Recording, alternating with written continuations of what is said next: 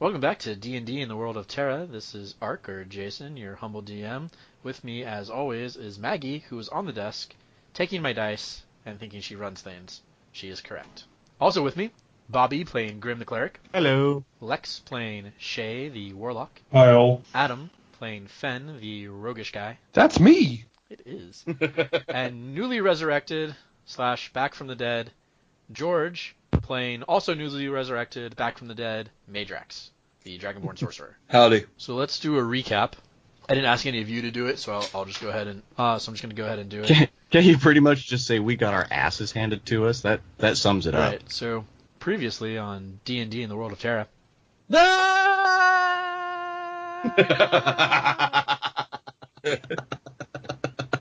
Oh, it wasn't needs that to be- bad. It needs to be an animation of a little stick figure on fire. Okay, so previously on D&D, the group went to the beach, found some tricksy undead happenings, went back to town to warn the town about it after the death of all the soldiers that went to the beach with them to investigate the mortar position.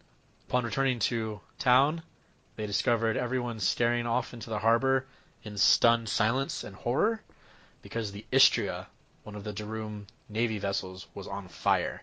A few seconds later, it exploded as its kegs of powder caught. All hands presumably lost. Then the mortars came, from somewhere else, not the mortar position that had been stopped by the group, but from out towards sea. Meidrax did his very best to shoot down as many as he could, but then the enemies started coming, showing up on the shore in small, fast skiffs, and eventually in one giant boat that crashed and unloaded an entire slew of enemy soldiers. The town, going into ruins around them, Lieutenant Webb and Lieutenant Anlo rallied what men they could to fight back. The heroes of Baytown mounted a counter against these enemies until they saw what may have been leadership, some sort of magical woman attacking the citizens in the town behind them, away from the shore.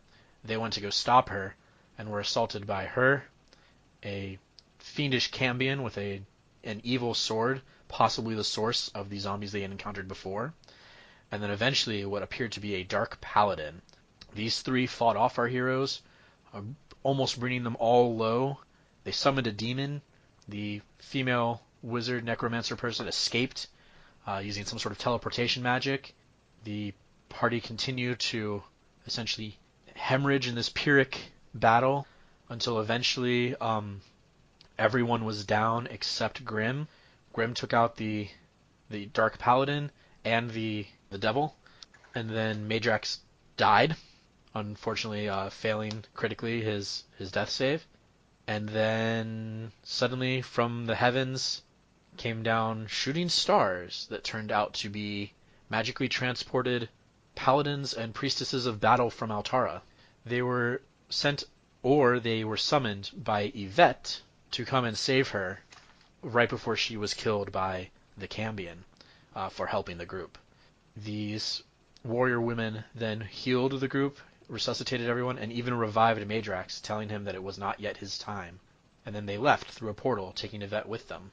Now Grim stands in the trickling rain, ankle deep in thick mud, the bodies of deceased citizens and caravan guards around him, those who were not so lucky as his group, while his group comes to and tries to figure out just what happens next. So guys, what do you do next? This is my time to remind Lex, as I did previously, that there's an abandoned cart with a dead horse and some dead caravan people. The stables are mildly on fire or ruined. The inside of the Half Harbor Inn is, as far as you can tell, full of corpses. The church has been partially blown up. The artisan area, where like the forge and all that is, was shelled and exploded heftily. Part of the brass and barley was hit, although the people inside it did seek shelter down in the cellar at Shae's behest. So There's lots of dead people around you, including your enemies. has the fighting waned? Like, is the attack kind of backed off a You bit? do not hear the sounds of battle from the beach anymore. And if you recall, there were also the meteors of women, which is a weird phrase, but the arrival of the paladins also hit one or two at the beach, and so you think that perhaps they helped out there as well. But almost as soon as they were summoned, they were gone again. They stayed for very, very few minutes. So, yeah, we all need some healing, I assume. You are wherever you are. I have no idea what that is. I think Meidrax has probably 1 health from being revived. Yeah, no, I think I'm sitting pretty with 14 hit points over here. I don't think anybody's got that. Everyone else has been stabilized and been brought back. Let's say if you were not dead and you were just kind of revived or stabilized and healed, you have 10 HP. So, I would like to gather everybody into I don't know, just like a together, but not, we don't have to be all in like a campfire ring, but I want to get everybody close. The 4 of us and You're all pretty close. who out of game, yes, but There's also the elf mage who is kind of like holding her head from pain, but she's kneeling over the bodies of her 2 compatriots. And give me one more. As Meidrax is taking all this in and sitting in the mud in the rain, his eyes will grow wider and wider and wider as he remembers everything that just happened before there was nothing, and then he was in the rain. And he will roar with draconic anger as he realizes what happened, and then push himself up and grab his staff. He'll walk over to the Dark Paladin, and he will whack it as hard as he can and yell out in Draconic, "You weak fool," and then smash his staff into it. Then yell out, "You're fucking pathetic," and whack it again. And then the staff shatters. The top half just breaks away as you hit him. He drops to his knees and stabs into the chest plate. "You piece of shit. You fail at everything." And then he stabs into his throat and says... Into the Dark Paladin's throat? Yeah. just checking. And then he'll it got dark. Much quietly, he'll say, "You're fucking nothing." And he'll just stay like that, holding the half of the staff in the throat. The guy is significantly enough armored, you actually can't get through the gorget or gorget. Yeah. But like you like jam it down into the space between the helmet and the neck, and just like but you don't know that you're hitting anything. I still can't get the picture of Meidrax whacking it out of my head. So there's just whacking it. There is not an extra person. Grim. No, don't we have somebody else that was with us that got injured? Not that's still with you. Oh, okay. Well, there's 2 dead people. There's the gnome who's dead, the barbarian who's dead, the elf mage is mourning over them. Yvette left with the people. Oh, that's who I was thinking of, was Yvette. I couldn't think of her name. And there's no one else up here that is alive that you can see. So, I want to... Those places are named are obviously places that there may be people. I want to... Cast Prayer of Healing? but I want to try and put a calming hand on Meidrax's shoulder and get him to sit down and relax for a minute while I sort of meditate, because it takes me 10 minutes to cast this one.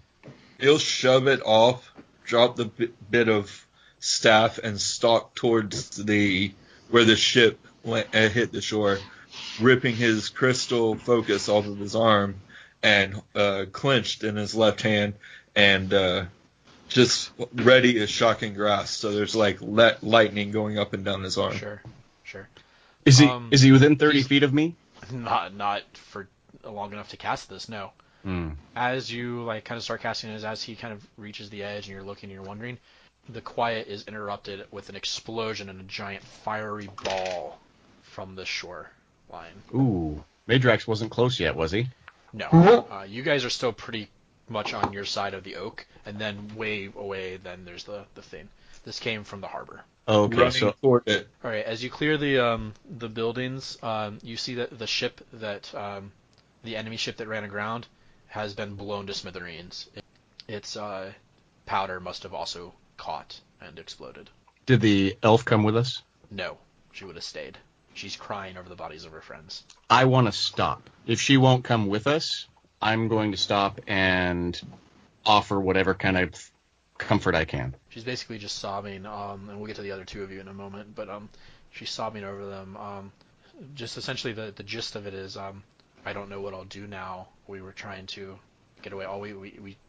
wanted to try to complete the mission as much as possible and save the cart and the wares in it, and she kind of nods towards the ruined cart over in the mud and muck. But we should have just run. It wasn't worth it. And she's petting she's kind of cradling the barbarian's head, because he died protecting her. When she doesn't necessarily know that, but and she's just sobbing in the rain. Phen will go try to comfort her and pull the, "Well, you're doing the right thing, trying to defend these people." I'm sorry, say again? So Fennel's going to go up to the elf chick and be like, "Hey," and like put his hand on her shoulder, because I'm sure she's like in the mud, like on her knees. So he's eye to eye with her. Yeah, essentially. And he's going to put his hand on her shoulder and be like, "Defending people is always the right thing to do." And she kind of wipes away at her face and she says, "We would have stayed and fought, but You did. it's stupid to try to get the cart out of here." Grim is going to put a hand on her shoulder as well while he kneels down next to her in the mud. And I'm going to get out my prayer book. And I'm going to look at her and say, "War is never worth it. But when it's upon you, you have to fight. And the little one is right. In defense of others really is not a choice." And I'll just open up the prayer book. And I'm going to give rights to her two friends. And assuming Meidrax wanders back after realizing it's a bad guy boat. Oh no, he's looking for a fight. Oh, okay. Right, as you Where's Shae? I don't know. Shae is just kind of standing a bit forlorn. Yeah, she hasn't really moved after getting up. She's just looking around, just, at the carnage and watching the elf sob. She's not having a good day. All right. I am going to go ahead and cast Prayer of Healing. I have one spell slot left to try and help Meidrax out if we can get closer to him. That won't take that long, but I'm going to do this one at 3rd level. With the 10-minute cast? Yep. Okay. Dang it. Okay, I've got this mechanical pencil thing that keeps breaking every time I try to mark off my spell slot. Hold on. It is important to note, and I just, for the record, that entire battle from start of the Istria blowing up to where you are now was maybe 7 minutes, just for time comparison. So it seems like forever that this priest is on his knees in the mud and everybody's standing. getting really bored. I just wanted that to be in perspective. And also while everyone else dies, because you didn't go save. Let's see, 16 plus... I gave you such a hairy eye on that one. We all get 23 hit points back. Except Meidrax, who isn't there. All of us who are here. The Meidrax, as you stalk down the beach and look around, you see that there's no fight to be had. This fire is burning on the debris of this ship that's left over. The other ship out in the harbor, the Darum Navy vessel, is approaching shore in an attempt to offload its people. In fact, even now, boats are coming, skiffs are coming in with soldiers in order to come help on the shore. As you look around, you see the bodies of various guards and other people from the village. Some of the caravan guards, bodies of the dead enemies in their brown coats with the red emblems on the shoulders. It looks like for the most part everything has stopped. A lot of people are shook from the explosion that they weren't expecting. A lot of people are crying over bodies and whatnot. Shae, comfort our elven friend here. Phen, if you could go find anybody still alive and in charge and see if you can find out what's going on and let us know, that would be great. I'm going to go see if I can't help Meidrax. Well, if that's the direction I think people are, I'm pretty sure that Should we all head that way? He essentially went to where Phen left the battle in Webb, Anlo, and all them's hands. I'm going to go see if I can find Webb and Anlo, so let's go. Should we all go? Fenn's going to do the half hug on the way out, leaving the elf, saying you did everything you could. Chin up. It'll be okay. And then off he goes. Grim Not his usual cheerful self. Grim will stand up and dust a little mud off of his knees and look down at her and say, "We're all alive in part because of you," and turn around and walk away. As you get closer to the beach, you see potentially the toll that 10 minutes really took. At this point, Mirabelle actually runs past you as you're going. She's holding her skirts up, so she can run just across the mud. Looks like she's running towards the half harbor. You see people coming out of shelter, looking around. A few are running towards some of the downed people, checking to see if they're okay. When you reach the other side of the buildings, so that you're up where you can see the harbor and see where this battle kind of occurred, I want you to take perception checks, please. For everybody? Yeah, just as you're looking around to see who's where.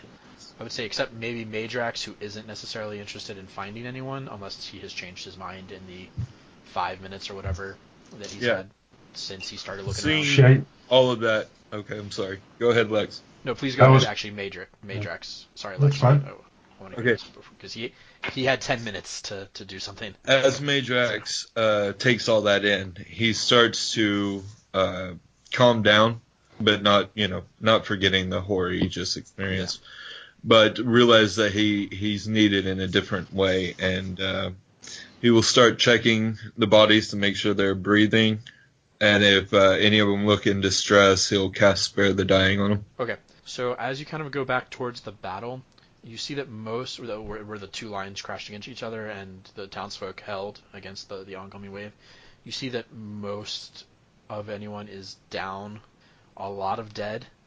You do see a couple soldiers kind of groaning on the ground. You're able to cast Spare the Dying on them, and then other townsfolk come and cradle them and start to try to bandage them up.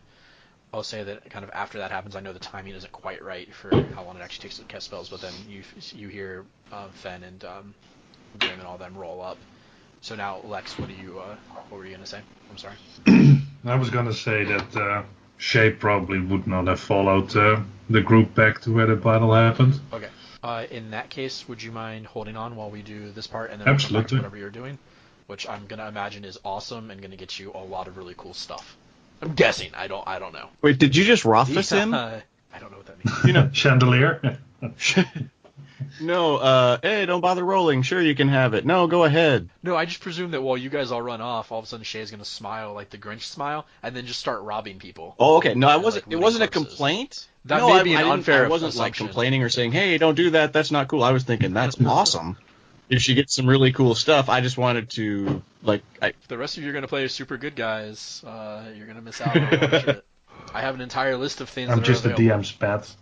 That's fair. I totally didn't realize that we didn't roll the bodies. It's not really true, but yeah, no, you guys, in that 10 minutes that he was healing, you were just talking to the elf chick, rather than like picking up weapons or like checking for coins, going and checking out that wagon or anything else. No, don't worry about it. You can do that all that Yeah, later. we're saving people. No, I agree. You should do that.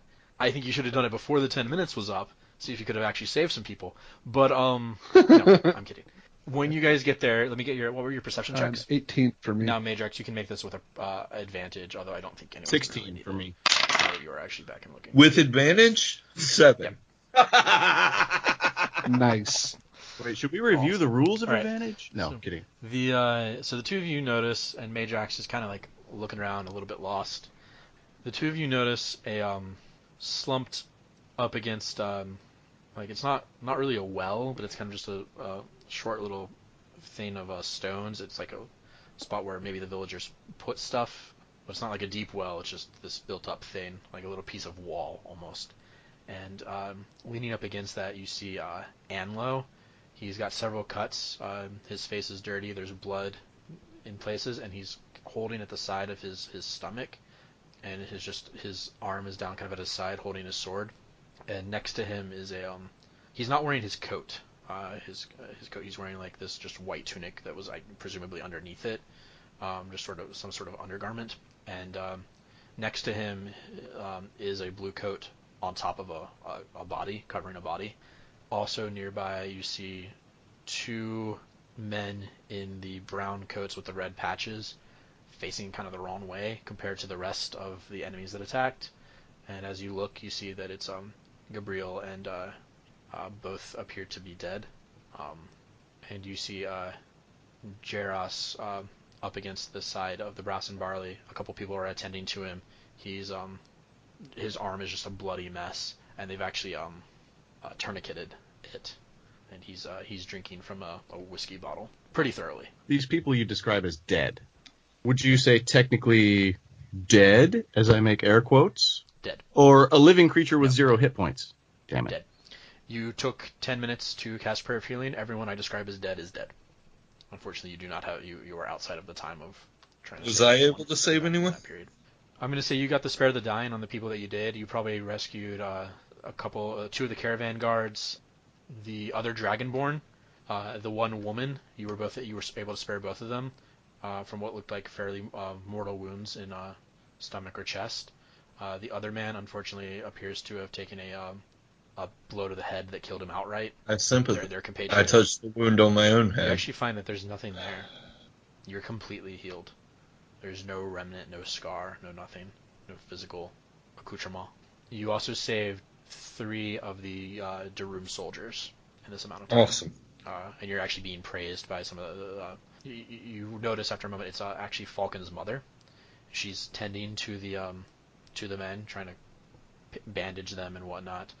And I don't think Meidrax actually knows various Falcon. soldiers, men and women. Oh, I guess that's true. So it's just like a farmer's wife, her apron covered in blood, bandaging people as best She turned me down a couple of days ago for jewelry crafting. Oh yeah, possibly. So as you guys kind of approach and see all this, Mirabelle runs past. She's carrying just a heap of sheets. And when these start getting cut and torn, some of them are just placed over bodies. Others of them are being taken and used as bandage to wrap up the wounded. So Phen's going to go over to the sheriff and Jaros. yeah, and ask him, where do you need me? Just for the record, Anlo is alive. Anlo's alive. He's slumped up against the wall, but he's not dead. He looks like he is bleeding. He looks in bad shape. But I didn't want you to think that he was dead and Jaros was the only one of that group who's alive. Jaros is basically yelling in pain and drinking whiskey. He's basically like an inch away from like Civil War doctor's table at this point. He looks at you, and some of the people helping out, some of the farmers and whatnot, the various peasantry, are trying to bandage him and take care and like examine. And he tuts them aside and he goes, "No, Phen. I hate to ask this, but how clean do you think you can make the cut?" Probably pretty clean. And he nods to you and says, "All right, come here, boy." And he kind of shoves someone aside, and his arm is completely dead at his side. And you look now as he moves, and it's just ruptured. Like the bone is like splintered, and it's almost not really hanging on very well as it is. Like it's rough. And they've cut open his jacket, and now you can actually see the real damage rather than just blood on the sleeve. And he lies, kind of flops down on the ground, and he tells to the others, he says, "Hold me down."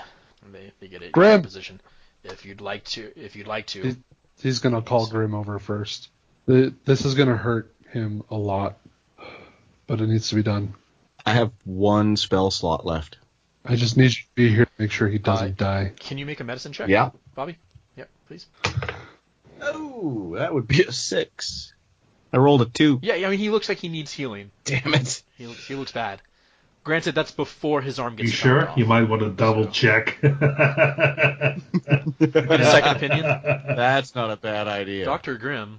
Paging Dr. Grimm. Hi, Phen, everybody. make a roll. You have advantage. Because he's restrained. And willing? Just a straight to hit roll. With your sword, yeah. So 24. okay. Roll damage. And treat it as a crit. Oh god. So that's 2d8 max damage, or max damage twice. And if you want to really ensure that you cut through it, you can use sneak attack. Because you have Yeah, allies. totally snake attacking that shit. But it changed. He's just getting the attendant. He's like, "That's not what I wanted. Oh god." No, I'm not letting you take sneak attack. You can't take sneak attack. You get the crit though, which is max damage plus a weapon Okay. die. Sneak attack implies that you're getting up under armor and like stabbing him in the kidneys. So yeah, just don't look at this, and then sneak attack. It's like I'm just doing it super quick, so he's super surprised by it. So right, I rolled a 7, roll so I got a math here. 6 plus 7 plus 8. 21. Thank you. 15, 21, yeah. You dig deep into the wood of the patio here, and Jaros, who has a stick or a belt in his mouth, just like screams into it and is jogging against the pain. So then, after And then the blood, even with the tourniquet, the after blood comes. Phen does it, like as one sweeping action, I don't want to just like bury my sword in it and then like stop. It's going to be bury my sword and then grab it because I'm the first person to know when the swing is complete. So I can get in there and grab and try to stop the blood. Oh, grab at the stump, you mean? Yes. Which side are you grabbing? Are you trying to stop the hand from bleeding? Because you don't want to do that. You want to do near the body. Leave the arm I don't know alone. what Phen knows. Yeah, you can get in there and you start clamping down, and then the other people take over and start. It's not going to stop. Mr. well. DM, Mr. Dungeon Master, Yes, sir, yes. our illustrious potentate. I have an out-of-character question about an extreme, if not unconventional use of a spell. Okay. I mean, if I were you, I would just cast Cure Wounds. Well, no, but that's my whatever you wanna backup do is if fine. this doesn't work, because I only have this one slot left. But no, I'm curious about your interpretation of the transmutation This is about cantrip goddamn known as hungry. mending. No. Oh, just no gavel, that's it? No. Yeah, no. It's not for flesh. So It just says in an It's very specifically not for flesh. Okay, but to be fair, it says it repairs a single break or tear in an object you touch, such as a broken chain link, 2 halves, a broken key, torn cloak, Yeah. leaking wineskin. As long as it's no longer than 1 foot in any So you're saying dimension, this is you like a mend it, leaking leaving wineskin? no trace of the former damage. So I believe that the ruling on this one has been that flesh and people parts are not objects. I will allow, in the future, if you guys encounter a sorceress by the name of Loretta Lorraine Bobbitt, mending will play a purpose. Do I need to come over there and just Other Eldritch than Blast the stump? Seared Club? I think I'll just blast the hand away, so it goes. So I think that he just took, 21 points of damage. But to a specific part of the arm, Yeah, not to like him. but I think it'd put him unconscious at least. So spare the dying to stabilize. No, you're gonna Well, need to I like heal this him to stop discussion. this. Could I try a medicine roll to at least staunch the bleeding and then spare the dying? It will have to be a very good. Well, medicine roll. damn it. Here we go. Wait, hold on. Got a Mr. Miyagi again. And that really worked for us. Do you do it with the dice in the middle? Oh, okay, here we go. palms? Fuck! That I'm not was- doing that That was a again. trick. You should I'm not never trust doing the that DM. You should only The do that with starter set- D4s. The starter Only set one that's dice safe enough. giveth, and the starter set dice taketh away. They gave me that 2 before. Let's see what they give me this time. No, it's an 8, which makes my roll a 12, which isn't all that glorious. You think that if you don't heal him, he will bleed to death? I in the will next few cast seconds. Cure Wounds with my last spell slot. Done. Good. Great Couldn't times. you just have used a flame-based cantrip or something to sear the wound closed? Too late. Well, I tried mending. I was afraid if I introduced fire, it would only get worse. Fire Fire mending. I want to combine Sacred I'm a Flame firebender. with mending and spare the dying. And God, if only Sacred Flame I were also actually want to fun. throw a Excuse thaumaturgy me. in there because Remember that while this happens, I want to You scream want it to be loud. legendary 3 times louder than I normally would. And that's how Jarrus died. Magic overdose. Awesome overdose. The healing goes back in his body so fast, it just pops his brain out. Oh, Okay, so you cast Cure Wounds on him. The wound, knits together and creates a raw but okay stump. A survivable It will variation. need medical attention. Yes, it will need medical attention, but it is okay. Do you want me to roll the 2d8 plus 7? Because I could do that. Oh, wait, no, it's 2d8 plus 4. I mean, you could, but it's not necessary. No. You're good. Because I'll do that. I'm not scared. That's up to you. I'm not afraid. That's all I'm saying. No, you're good. You have, instead of hit points and whatnot, we're just dealing in mended flesh. We're only worried about life and death right now. So, Jarrus is now passed out and sleeping, or at least fairly out of it. That leaves only Anlo as kind of like the wounded people who are around. I'm sorry, but it could be that I've not paid good enough attention. Have we spotted Lieutenant Webb yet? I think he's under the blue coat. I knew that wasn't going to say it, though. Yeah. Yeah. So If Jiros I is find good. 300 gold worth of diamonds in his pocket, I'm going to be really fucked up. Well, let's Let's ask Anlo. let's go talk to Anlo. Why don't you should go ask Anlo. I'll go up to Anlo. You got that and- sailor background. I'll go up to Anlo and see how he's doing. He's holding on to his stomach, and he kind of, his eyes kind of half open at you. And he goes, "Oh, good. You lived." Do I think I should spare his dying? He looks in bad shape. and he's holding his stomach pretty tight. I'm going to go ahead and spare the dying just in case. Without, like, interrupting, I'm just going to walk up and kind of touch his shoulder and do it as nonchalant and unobtrusively as I can while they have their conversation. Just in case. Okay, as you cast the spell, the kind of soothing nature of it causes him to kind of, like, lose hold for a second, and he kind of dips down a little bit, and his hand falls away from his stomach, and you see it looks like he took a gut shot from maybe a pistol or something else, and blood pumps out very quickly and continues to bleed, and then it stops and flows, and then everything kind of settles, and he looks okay. Grim turns his head aside and goes, and he goes, Anlo then says, Did you all make it? Yeah. Did you? Webb is gone. What are my orders? And he kind of fumbles to his side to touch at the edge of the coat. What do you need from us? Grim will immediately kneel by the body and uncover it, and administer last rites while looting the corpse. Okay, I'll get back to you in a second then. Perfect. Anlo will tell you, see to my men. No. See to the town, its people, then the men, then the town. In a few days, possibly less now. And he pauses, and it's like he's lost his train of thought, or is about to go unconscious. And he says, no, in a few days, they'll arrive. And this will be very different. All right. We'll do what we can. Good. And he kind of slumps down, and you think he falls unconscious. All right, Grim, you pay respects to the dead. Sort of. Yeah, because the key to fooling the locals is the clammy hands. It's a little bit childish, but you don't want to fake a fever, because you could end up at the doctor's office, and that's worse than school. You fake a stomach ache, and while you're bent over, moaning and wailing over the loss of the dead, you loot the corpse. Yes. That was so good. You like that?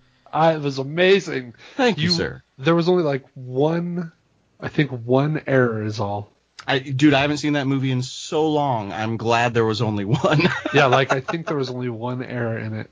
And it was a subtlety, like not even an error so much as just a nuance in how you'd speak differently than Ferris Bueller. See? Damn. Like, it was good. I'm impressed. Cheers. He has near him what may be his sword, kind of a nicer sword. You don't see his pistol. It was probably fallen somewhere. You find the wound that killed him. He was potentially stabbed and then slashed, essentially eviscerated to some degree. He has a few coins in his pocket. You imagine that most of his stuff is in his office, or anything good is in his office. I want to... First of all, when I realize that he died not only heroically, but kind of horribly, I want to administer some rites and ask for Valrier's blessing on a warrior who gave his life in service. And after that, I want to offer his sword to... Oh, shit, what's his name? Anlo? Yeah, that guy. Anlo's unconscious, and they have the same sword. Then they both have Navy sabers. I'll offer it to Phen. Huh? It's not a finesse weapon, but Phen, you are welcome to it, I guess. Well, maybe you want to have it, not because you want to wield it, but because you want to have it. Phen will take it, kind of look down. It's kind of like a cross between, not a cutlass, but like a saber and a... It's a little bit shorter than like a cavalry saber. Okay, I think I'm picturing what you're talking about. So Phen will take it, kind of look down at the ground, and very clearly to anybody who's looking at him will notice that he's fighting back tears. When you said a few coins, you're talking like 3 or 4 gold, right? I'll say 6 gold. Tops, yeah. I'm going to cup those in his right hand, and then cross his right and left hands over his chest and recover him with the blanket when I'm done. The blanket is actually Anlo's coat, like his uniform. It's a fine coat blanket. A little blood-stained, but that's okay right now. It's fairly blood-stained, yes. All right, Shae. You watch as the other people disappear over the little hill towards the explosion and the fire and the smoke. The elf mage is still sobbing over her friends. Mirabelle runs past you. Depending on whether or not you stay there, a few minutes later she'll run back out carrying blankets and sheets and whatnot. Various linens. Can I... I'm not going over to the elf to comfort her or anything. Can I ask for your name, at least? Yeah? The elf? She looks up at you, her face red, her eyes splotchy. And she kind of wipes away as the rain falls in her eyes. And she sniffles and says, I'm Liren. Liren, you, any place to go after all this? She She kind of looks around and she says, "No." Well, thanks at least for the help back there. You gonna stay around for a while then? See if you can help around or something? Or are you just gonna go? She kind of nods a little bit and says she wants to, says, I want to bury my friends. Well, I guess you can get some help here. Plenty of people will be busy burying people. She nods. Yeah. I'm gonna walk a bit away from her and softly kick one of the bad guys that we killed. What else are you gonna do, Shae? Because you have lots of minutes, potentially. I'm gonna suggest to the elf that she goes and finds another group of survivors, just so she can get herself checked out. That her friends are unfortunately not going anywhere. They'll be right here. She nods and then kind of lowers the big man's head back to the ground and kind of puts her hand on his shoulder and then her other hand on the gnome, and then looks away and stands up and turns back to you and kind of grimly nods again, and then she makes her way towards the beach. Some heroes we turned out to be. And then you'll sigh and kind of automatically start going through, half-heartedly go through the possessions of the Dark Paladin. Okay. The Dark Paladin clearly dropped a big two-handed mace. It is stained with blood. It is heavy, and it is dark, cold iron of some sort. Okay. Other than that, just the mace. He has a couple. Well, he has his armor, which is very ornate plate mail, but very evil looking, right? The motif of it is not something you'd really want to wear around. He has a couple pouches at his belt. You find various components and whatnot. You do find. You guys already took a pouch of gems from him, but you do find a bag of 20 silver. Okay. Various spell components that all seem to be the darker version of spell components. Here's some sage, but it's all gross and rotted, and why is it dipped in Would blood? 300 gold worth of dark diamonds still work for... Already been over this. He has no diamonds. You tried. Repeatedly. It was a really great idea, and I give you credit for it during the recording, but no, he has no diamonds. So we're sure no diamonds on the corpse. We are sure he has no diamonds. Okay. So some 20 silver as a spell components. The whatchamith. Yeah. Okay. Is the mace magical? Can I sense that? Or is it just normal? Give me an Arcana check. Arcana 18. It exudes a dark energy, and as you kind of look at it, it's this big two-handed iron piece that kind of tapers down towards the handle and flares out a bit at the head. But when it gets to the actual head, its flanges are very sharp in the sense of these would do, as you've seen, a lot of damage if they hit someone. There are 5 flanges. They're very wicked looking, and they kind of come back to a point. In between them, in between each flange, the middle space is taken up by a carving of what looks to be a screaming human face. Oh, great. Okay. Well, there's probably nothing else to loot. Well, I'm not gonna. Yeah. On him. But the other bad guy is destroyed. His sword was caught by the priestess in her hand, and then she squeezed it and it shattered. Yeah. So there are shards of it. The glistening black blade you can actually see in the mud in places, and the handle of it. I guess I'll gather those up as well. Put them in a pouch. I would like you to make a wisdom saving throw when you pick Oh up boy. This is never good. Right? And Shae is already in such a great state of mind. Kids at home, this is like PSA for the kids at home. If you can avoid making a wisdom saving roll, avoid making a wisdom saving roll. Plus 2 is 12. Alright, you feel a very just cold shiver up your spine, and you just let out a long sigh, and just the day's excruciating torment just catches up to you, and you just feel exhausted. You have 1 level of exhaustion. Oh, great. Okay. But you gather up, a couple shards of this black blade, this just razor sharp, almost obsidian, almost like glass, shiny metal, but definitely metal. And you put it in your pouch, and you have the handle of the sword, and you put it in your pouch. Okay. You also find, as you're looking around the area, you see that in the in like a puddle there is a singed like leather pouch. Okay. I'll carefully open it. Inside is 2 smaller coin purses, and then one what looks like kind of a little leather box, like a little fold out box, not like a hard box, but like you would unsnap it and the top would unfurl and the sides would slightly unfurl. Okay. Hey, Lex, How much- you're writing all this down, right? Yes. Okay. I just realized I was not. How much money is in the pouches? 25 gold in each. Nice. I'll open the leather box. Why not? Inside are Wisdom saving throw. inside is wisdom saving throws. No, inside are small gems, not super small, about the size of like the tip of your finger. Do they look like diamonds? They do not look like diamonds, no. Is that a thing now? Okay. We I'm gonna start taking away things that were gonna be diamonds. Damn it. Just to punish We you. really need diamonds, guys. If the last session and a half has been any indication, we got to get our hands on some diamonds. These are a dark, ruddy red colored. Have you been watching a lot of C-Team? Everything he's found has been dark. Well, look at what you went. Imagine a dark coin purse. That's like the catchphrase for the show, by the way. Imagine a dark something. Do I know what kind of gems these are? Probably not. They're like perfectly cut. They're like the little green crystal over the Sims head, right? They're like a D8, but like more elongated. Yeah. And they're like rubies, but they're darker.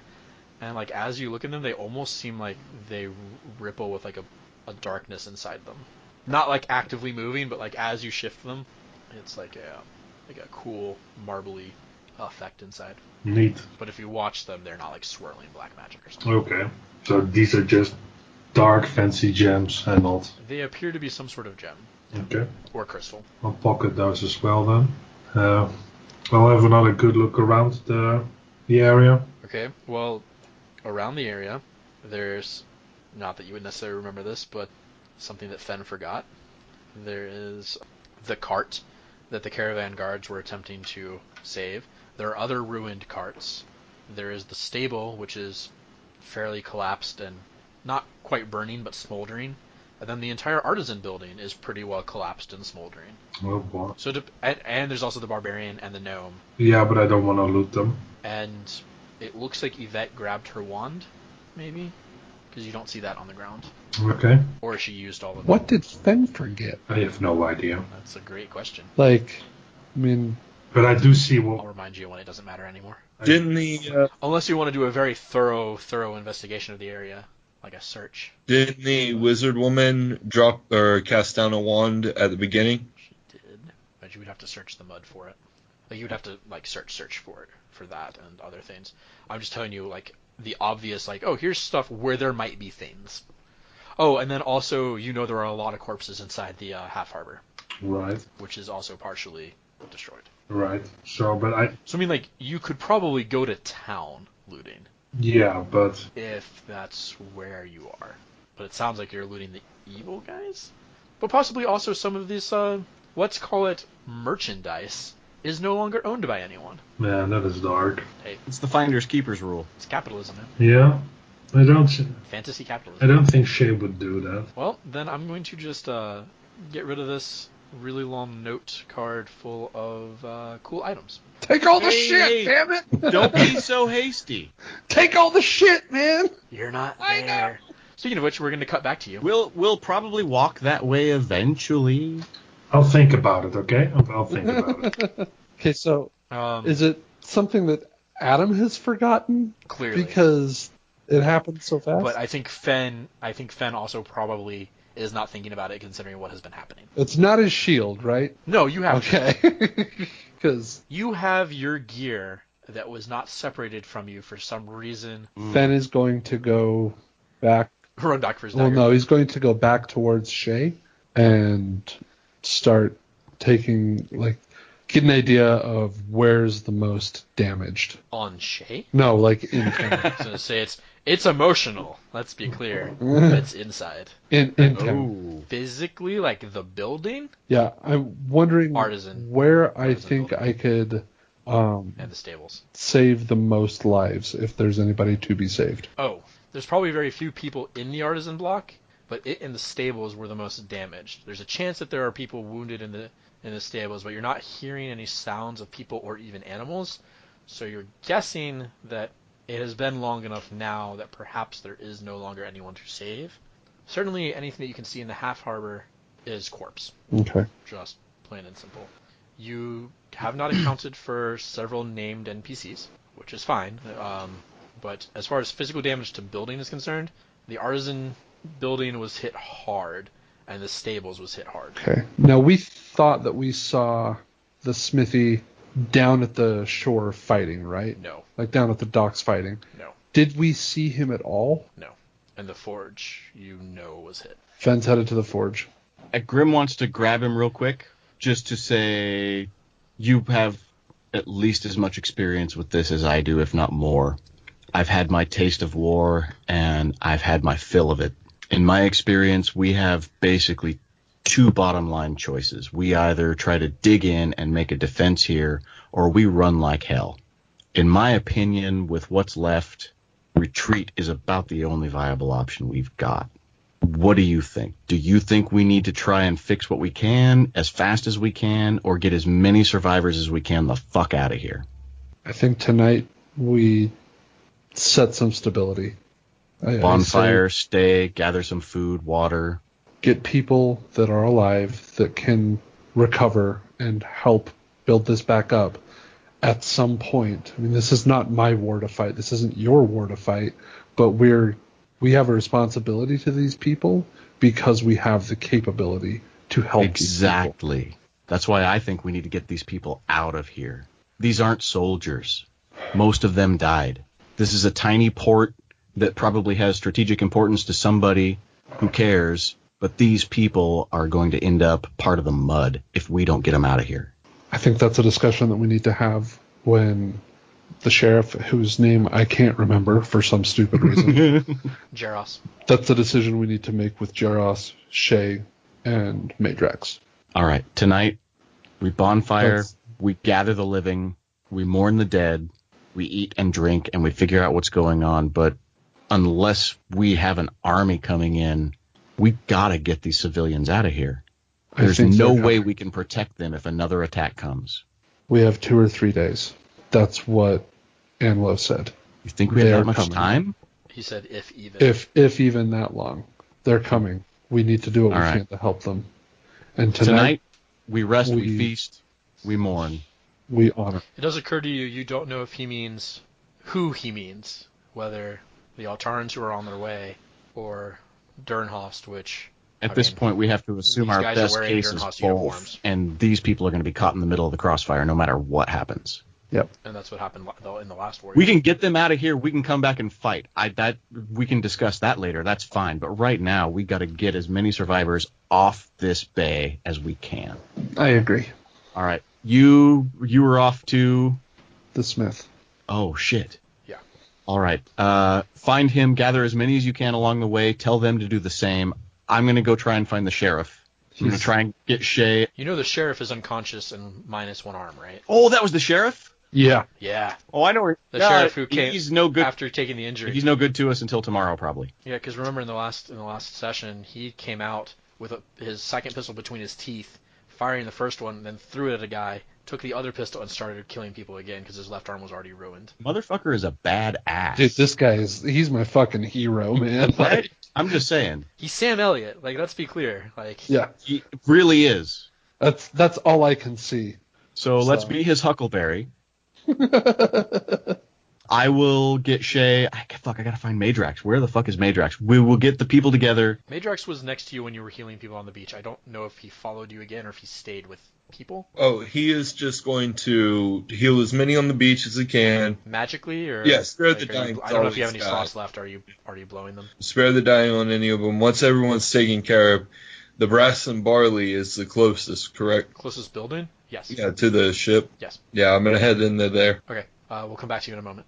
Grim, You are going where? So Meidrax is not After with you, Phen and I part but ways. you see him run into the. You see him heading up into the Brass and Barley. Okay, I've got to go that way. Phen is off to check for the smithy. I'm going to check on Meidrax because I still don't know what condition he's in. Shae, these guys kind of came up near you, and you kind of just stood there. Did you want to do anything? Are you changing what you're doing now? Still debating what you want to do? So Phen will, as he gets up to that area, go up to Shae and like, Oh, okay. are you okay? Of course not. You know, it's funny. You remember when I asked you guys to roll those numbers, and 2 of you rolled an 86, 1 of you rolled a 90, and 1 of you rolled like a 35 or 36. I think 35. 86 and 90 are both on Indefinite Madness charts. It doesn't matter why I checked that. Don't worry about it. It's not relevant. I was just curious. But they're both. You find everything hilarious. The worse it is, the funnier it is. So it's funny that you start laughing. To me. Yeah, I rolled one of those. It's more of a laugh of desperation, I guess. I don't remember what I rolled. You were the 35. It's a laugh that almost turns into a cry. Yeah, exactly. No, I'm not alright. How could I be alright? I mean, look around you. I'm going to kind of tug on Shae's shirt, say, listen, we are exceptional individuals, you most of all. There's something about you, and we need to help these people. Are you going to be able to do that? Well, if the past events of the day are any indication, no. I mean, what have we done? All these people dead, town in ruins. I mean, did we even make any difference here? We're making a difference now. There are a lot of people who are hurt. There's a lot of people who have lost everything. We need to do what we can to help them accept this situation. And what can we do? I didn't come out here to fight a war and deal with its aftermath. Nobody ever does. But I'm worried about our smith. I'm worried about everybody who we've met here, the friends that we've made. And it occurs to you, Phen, that most likely had you guys not been able to stop these people that you fought up here, they probably would have destroyed the rest of the town. Considering the damage that you've seen elsewhere, there's no way that these would have been stopped by anyone. Right. I'll point that out. You don't know that. I mean, those ladies that showed up seem to have things well in hand. Yes, they did. They probably would have done a better job than we did. You don't know that. No. I guess we'll never know. Phen will hug Shae, little arms around her legs. It's going to be okay. We need to help these people. Any way you can. Help us find the living so that we can mourn the dead. And then Phen will scurry off, and about halfway out of the courtyard, he's going to remember, stop, turn to go pick up his dagger, and then run out. That is going to require a search. You can get to the general area, but there's a lot of mud and rain and all that. Let's see. You want a perception? Yes. 13. You kind of run back, look. You don't see anything. You know you can look more, or you can try to come back later. Okay, I'm going to stand there for a second, make that mental note, like say it 10 times, come back later to here, find your dagger, and then turn and run off to the smith. Cutting away from you, cut back to Meidrax. Meidrax, you go into the Brass and Barley. You see people emerging from the cellar, very shook, crying, scared, looking around. People are walking up to the windows, and as they see what's going on, they have their hands over their mouths, just in horror. Taran is looks like he's got bandages, and he's pouring what looks to be like boiling water on some of them, wringing them out and whatnot, and then in other places he's pouring what is probably high-proof liquor on other bandages, and he's handing them to his other serving girl, whose name you've never learned. You don't see Mirabelle in here, but I think you saw her earlier. There's a couple dead people over near one corner where part of the building collapsed over in the back. Part of the second floor has fallen through as well, but the rest of it looks fairly intact. Taran's long rifle, or long gun, is leaning against the windowsill. You get in, and he looks up for a brief moment and says, "Oh, good, you made it. Yeah. Glad to see you ain't dead." Meidrax looks very exasperated at that, and then says, his jaw actually pops when he goes to talk from anger, and he says, "Have Everyone clear this and move the tables and chairs to the wall. We're going to need a shelter for a large amount of people. He looks around and then says, or then kind of nods and says, yeah. All right. No, you're right. You want to give us a hand? No. And he comes out from behind the bar and, okay. And Meidrax will walk over to the dead bodies and carefully take them outside. Okay. You can actually take them out through the back, closer to the harbor side. Yeah, I was... where, like, the privies are and all that. Because now that's kind of just a ruined wall back there. Okay. Grim, when you kind of run after Meidrax and see kind of what's happening, you take a couple extra seconds and whatnot. As you're running towards the brass and barley, you hear a voice behind you shout, "Anyone, please!"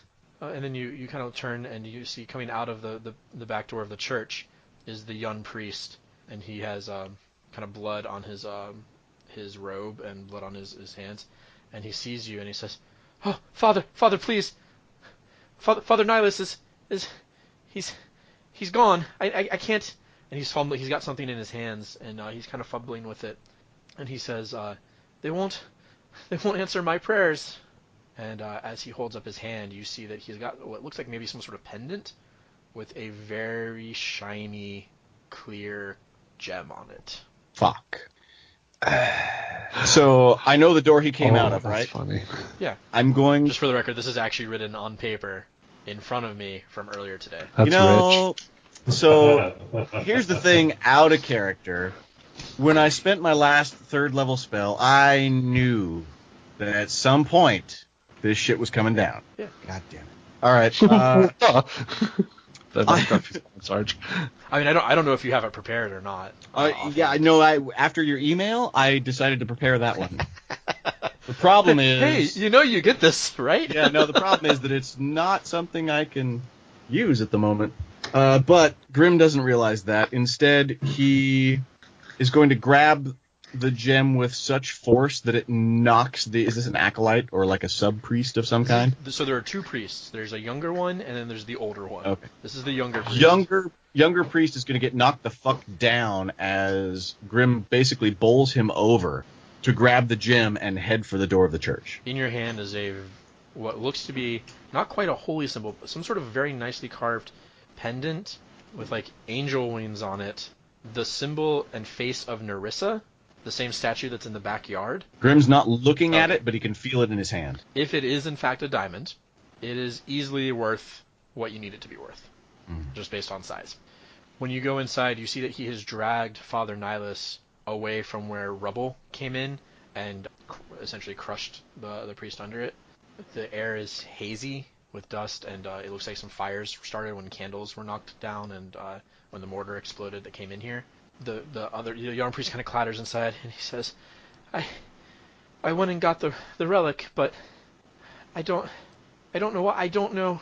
I was always told that it was here, but I didn't. Please, I don't know what to do. Father Nihilus will know. Please help.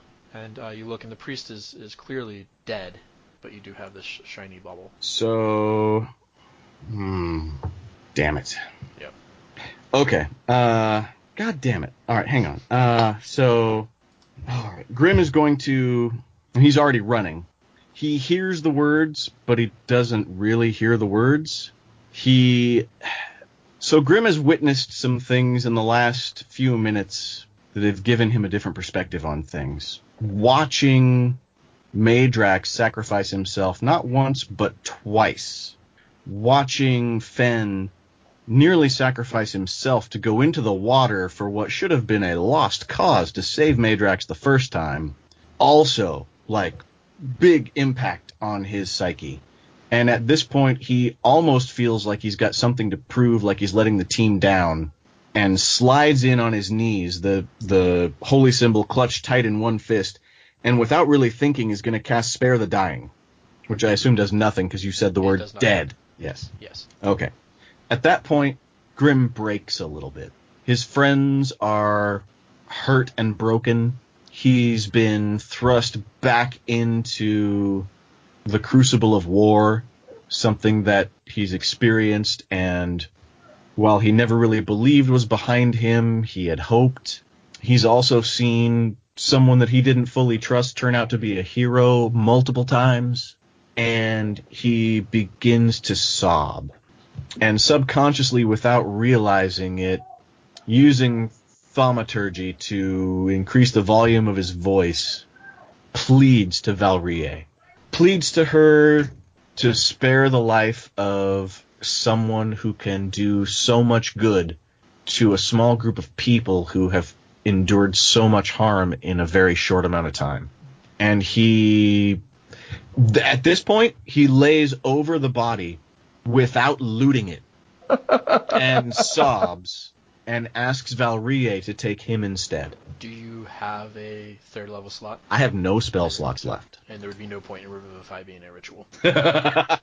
In the last minute. Shit! You feel the item in your hand pulse a little bit with energy and warmth, and actually after a minute it gets too hot to touch, and you see the familiar flames of your own radiant fire kind of burning around it. He holds it out and refuses to drop it, believing that enduring the pain will somehow make his wish come true. The symbol, the wings actually unfurl away from the diamond, and the diamond falls into your hand.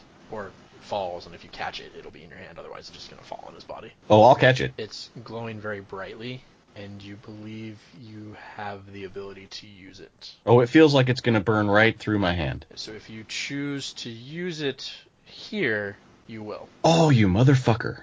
That's out of character. Yeah, I had not actually thought about that at the time. I also forgot that you didn't have spell slots. That's not important right now. So immediately, I realize I can use it. Yeah? You feel energy that you have not felt before because you've never cast this spell, but you feel powerful divine magic as if you were casting a healing spell, but the strongest that you've ever cast.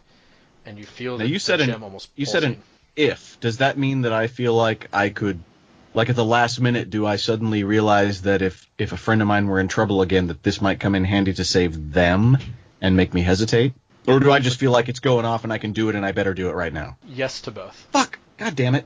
You think if you were to really tamp it down, you could probably try to resist this, but I would say Grim would then have to question the state of his soul. Whereas you know you can do this now, and whether or not it's fully your power, if it's part of Nihilus's power, you don't know. No, there'll be a brief moment of hesitation where I feel like maybe I should save it for one of my friends or for someone else, that it might be, because everything else I've done so far has turned out to become more useful later on.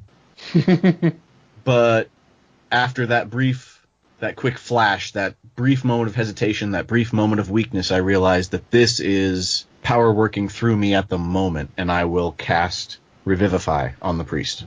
Now, for that pause, which for you probably felt very long, but in reality was only the briefest of moments while you thought about the entire battlefield and the images of the various people who are dead outside, who may or may not be more deserving or less deserving of this, but who you're not even sure you can get to at this moment. This entire time, since the gem fell out of the pendant, you haven't seen it, but the young priest is on his knees looking at you, just in awe, for these giant golden wings of light have unfurled behind you, as if coming from you. And for the first time, it almost feels like it's not raining. The sun is shining through all the stained glass and whatnot. And then you hear this almost sound like just light breaking of glass as the diamond turns to dust. And as your hand kind of closes around what is no longer there and falls to the priest, you feel the warmth in your hand kind of just pulse out through him. And then you hear... Ah, my Infinity Stone! Then you hear, or you feel just the... bum, bum, ba-dum, bum, ba-dum, in the chest as the heartbeat returns. And some of the color returns to the man's face. And the blood that was kind of leaking out the corner of his mouth is now dry. And Grim looks down with a sense of awe, first of all. A slight sense of satisfaction at feeling like he's done a good thing. But also, there's a slight, like, ascetic tinge of disgust in the back of his throat, knowing he just saved a priest. The man's eyes flutter open. I will stand him up and tell him to accept the blessings that have been imparted to you this day. Now go and help your flock. And I'll usher him out the door. He seems a little bit confused. You think that the church was hit fairly early, so he has maybe been out for the entire time. As you follow him outside, you can just see the dread and terror in his eyes. He reaches under his robes and he pulls out the symbol of Meridius, and he grabs it in his hand and it starts to glow, and his hands both start to glow, and you hear him start to say prayers, and he runs towards the nearest body. And as he reaches down, you can see him just kind of like go from kind of swell of like, I'm gonna help someone, to just the sulk of, okay, I can't help this person, and he moves on. And after a moment he stops because he realizes, no, all of these are corpses, and he looks and he sees people moving around the half harbor, and he runs towards there. I want to take one last look around inside the church as I'm stepping through the door, just to witness Grim has a love-hate relationship with all things religious, really. So he's seeing not only the symbol of hope, the symbol of peace, the symbol of love, he's also seeing the torment he experienced as a child. He's seeing the destruction of war. He's seeing the near death of the priest, and it's almost a little too much for him to bear, and I'd like to look around and see if there's anything worth looting. There are coins and other nice things on all the altars. Remember, there's 26 alcoves. It looks like none of them were destroyed. It looks like the back of the church was destroyed a little bit. Coins are not really interesting. I'm looking for more artifact-y type things. And not really consciously looking, just sort of a glance around to see if there's anything salvageable from this dichotomy of good and evil that I'm standing in. If you remember, there was a very nice dagger on one of the altars. There's also some very nice like candle holders and other like what would be potentially holy symbols or like statues. Not really equivalent to like a statue of the Virgin at like a Catholic church, but kind of like that. So before I exit, then I want to swipe the dagger and do any of this. Taking that off your own altar, just for the record. Good enough. Oh, then definitely that's my dagger. I'm taking it, and I will say a small thanks to Valrie as I do so. And as I walk past the little statues, I want to see if any of them call out to me or if any of them resemble Valrie. No, they are not on her altar. They are on an altar that after a moment you recognize as Jack, who is a god of artisans and crafters. Oh my god, what a waste of religion. Okay, so I'm going to...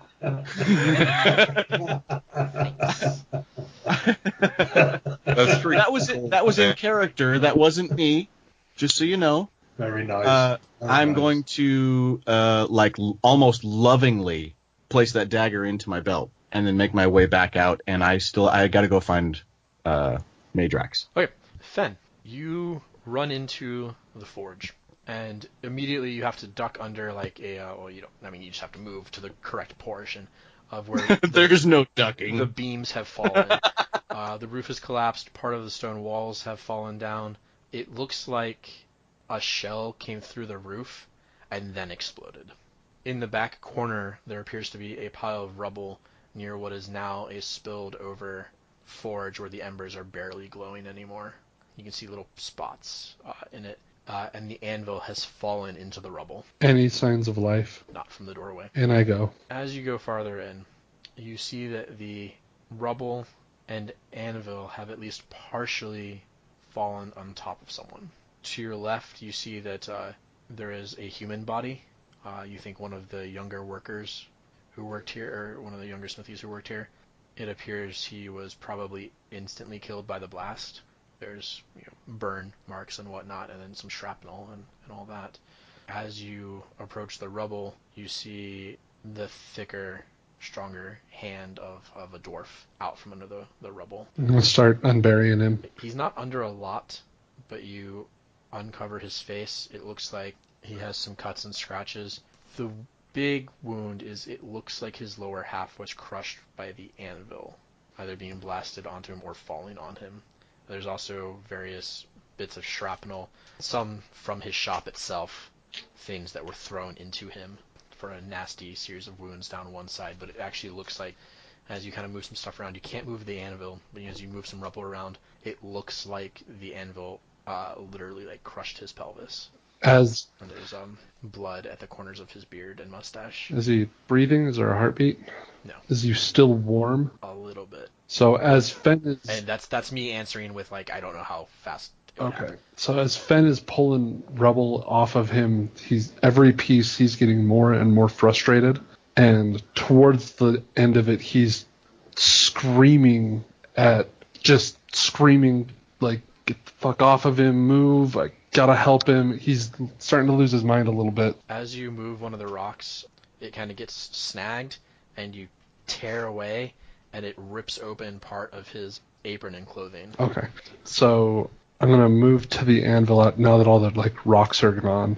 And I'm gonna look at it and see if there's is there anything I can leverage underneath it and between him to use as like a lever? You could maybe try some of the bigger tools in the shop, but you have a feeling this anvil is going to take multiple people to move.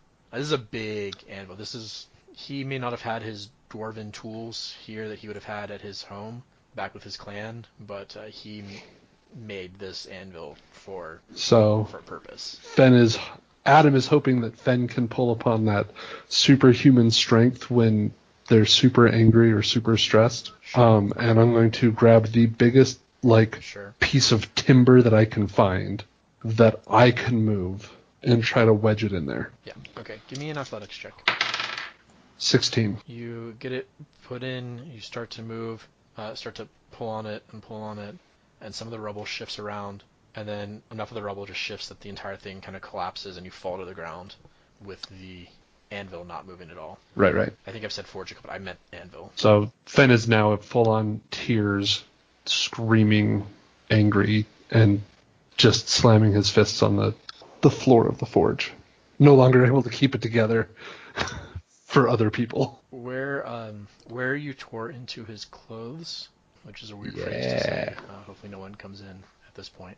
You see that there appears to be a corner of some parchment kind of pulled free, something that perhaps he was keeping in his shirt. Phen will take it and look at it. Is actually the corner of a like an envelope, like a folded, thick, nice parchment with what looks to be a broken wax seal. I'll look at the other side and see if it's got a addressee. It does not have an address, but it says Mela on it, or M-E-L-D-E, written in some sort of well written. I'll open it up and see what the gist of it is. I won't necessarily read it all. But... Okay, as you unfurl it, it says, the first line is, my beloved, comma. Oh boy. Oh god. Dude, you're not gonna do this, are you? Okay, I haven't. Yeah, this has been playing. I haven't actually cried during a D&D game yet. I'd like to keep that streak going. So would I. This would not be the first time I've made players cry. Over far less, by the way. Right, Lex? No, man. Yeah, ask Lorks about crying during one of my games. I did cry laughing when Newt was starting to stone. It was so sad. We all at the cried same time, laughing just when that happened. So like, because you had to imagine the face. Okay, so Jay the was ready general to do it gist again. of it is there's a little bit of, as you kind of scan through it, it sounds sort of like a cross between I miss you and also I am sorry for something.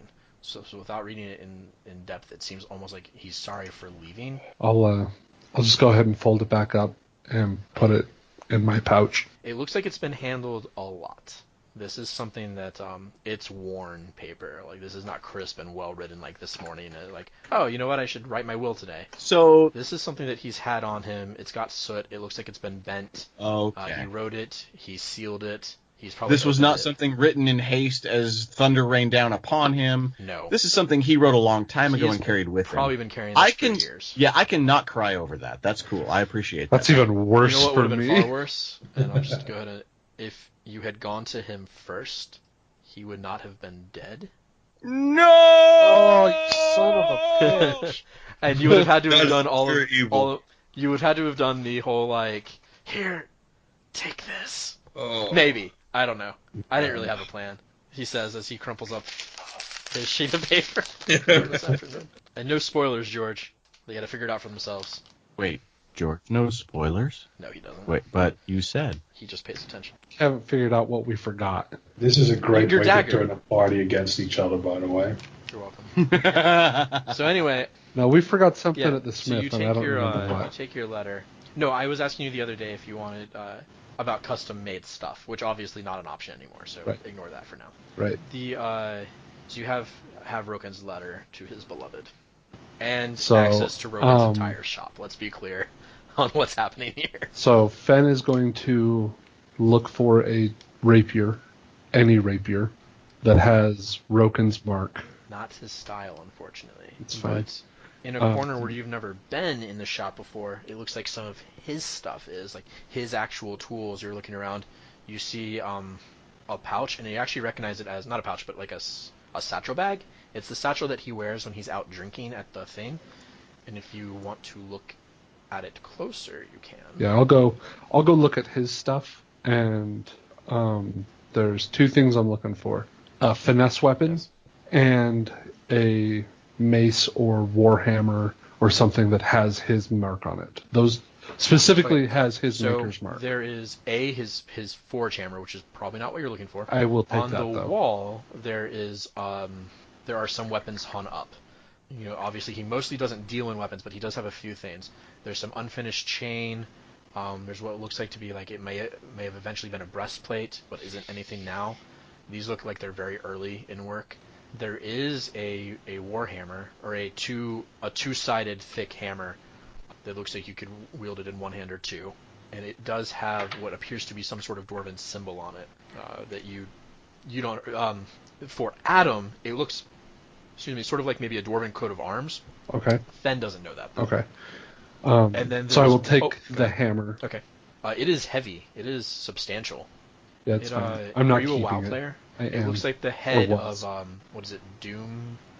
What's the orc wields his hammer? Oh, It looks like the head of that. You know what I mean? the head of the doom hammer. Yeah, head of the Doom hammer. So it's basically that in a two-handed hammer form, or sorry, in a short hammer, not a big maul. But on his pouch, you see like there's just kind of the mosaic, like dwarven, like geometric patterns. This doesn't look like a lot of the other stuff he had on him. This looks like this is like a handcrafted, like a, not like a crocheted bag, but kind of like the dwarven version of like crocheted bag. It's a little bit thicker. It's kind of got a more canvasy thing to it, but the designs look like they are hand stitched by someone. They have almost a like organic feel to them, but they're still regimented and dwarven geometric.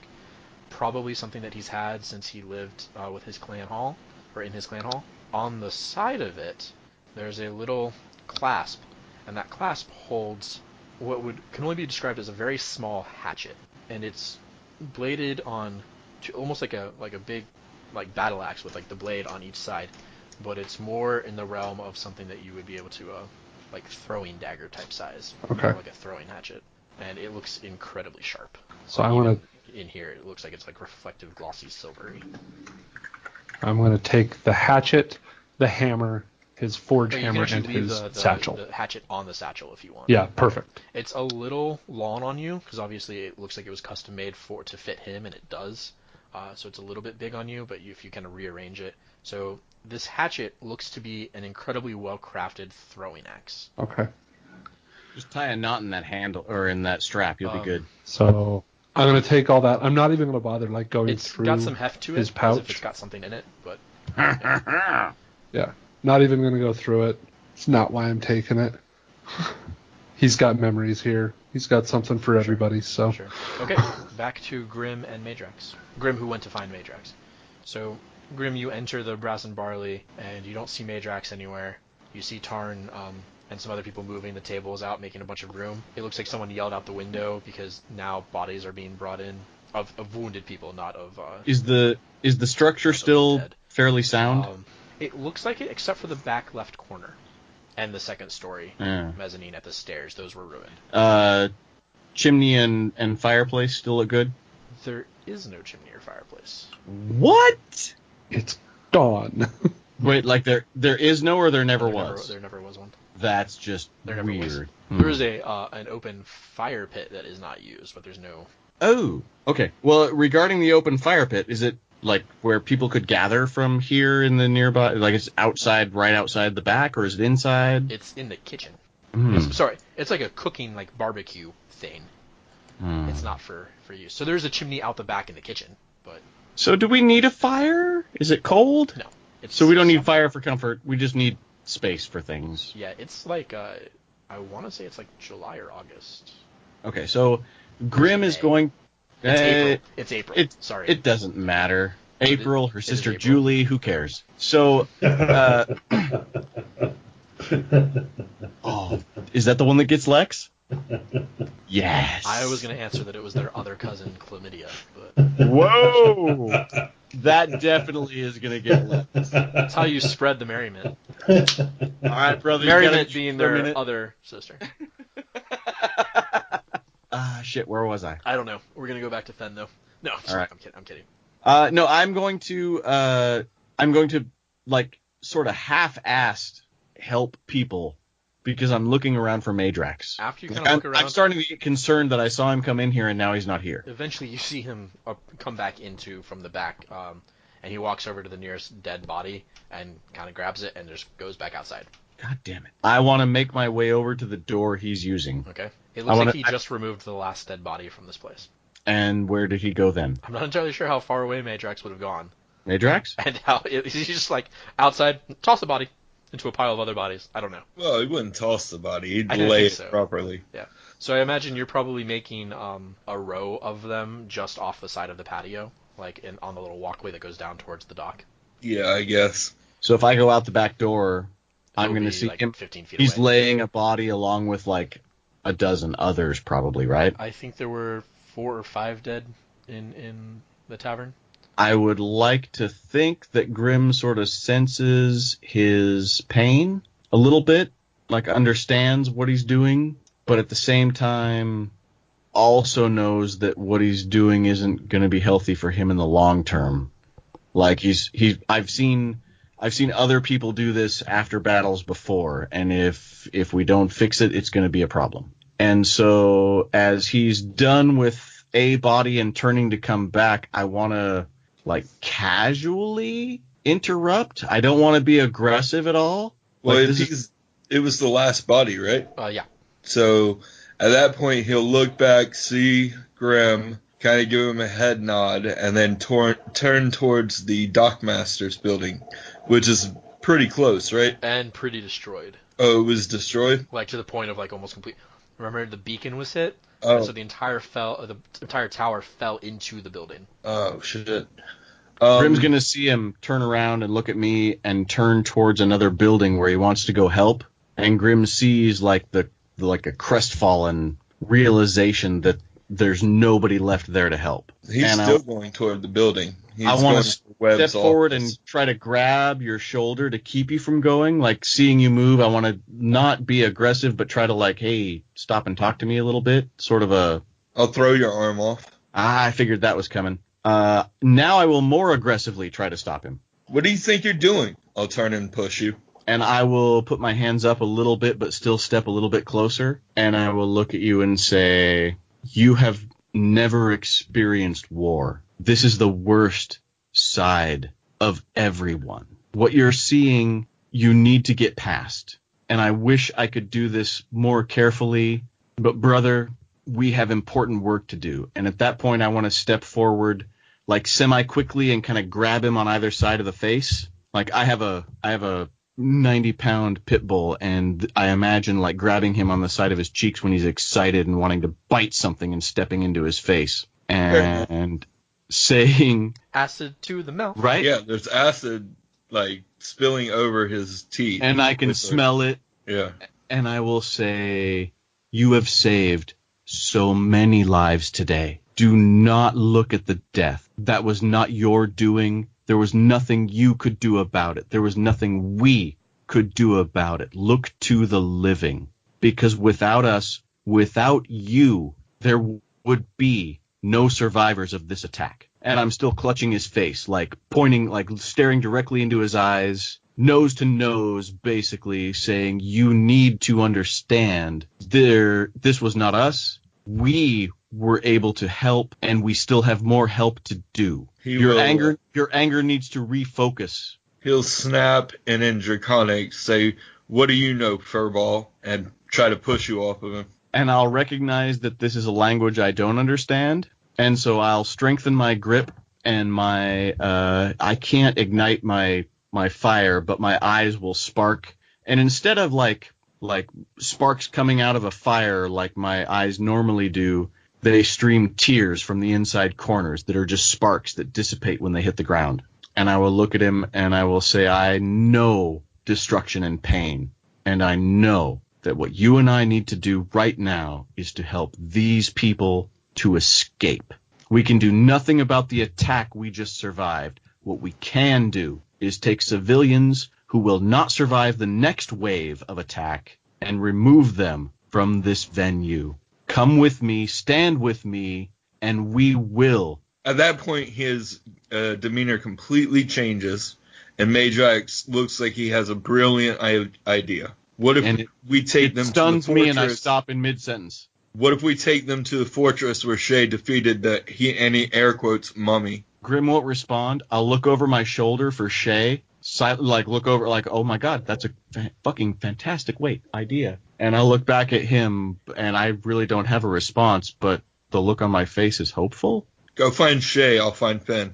Gather as many survivors along the way as you can. Have everybody meet back at is it the Half Harbor that's still alive? Barely? I don't think so. I think the church... It's mostly intact, but there are corpses all up in the lobby. Where are we gathering people? I forget. I think... The Brass and Barley. Yeah, the Brass and Barley is being cleared now. Yes. Survivors of the Brass and Barley. Let's get as many as we can. We got to get the fuck out of here.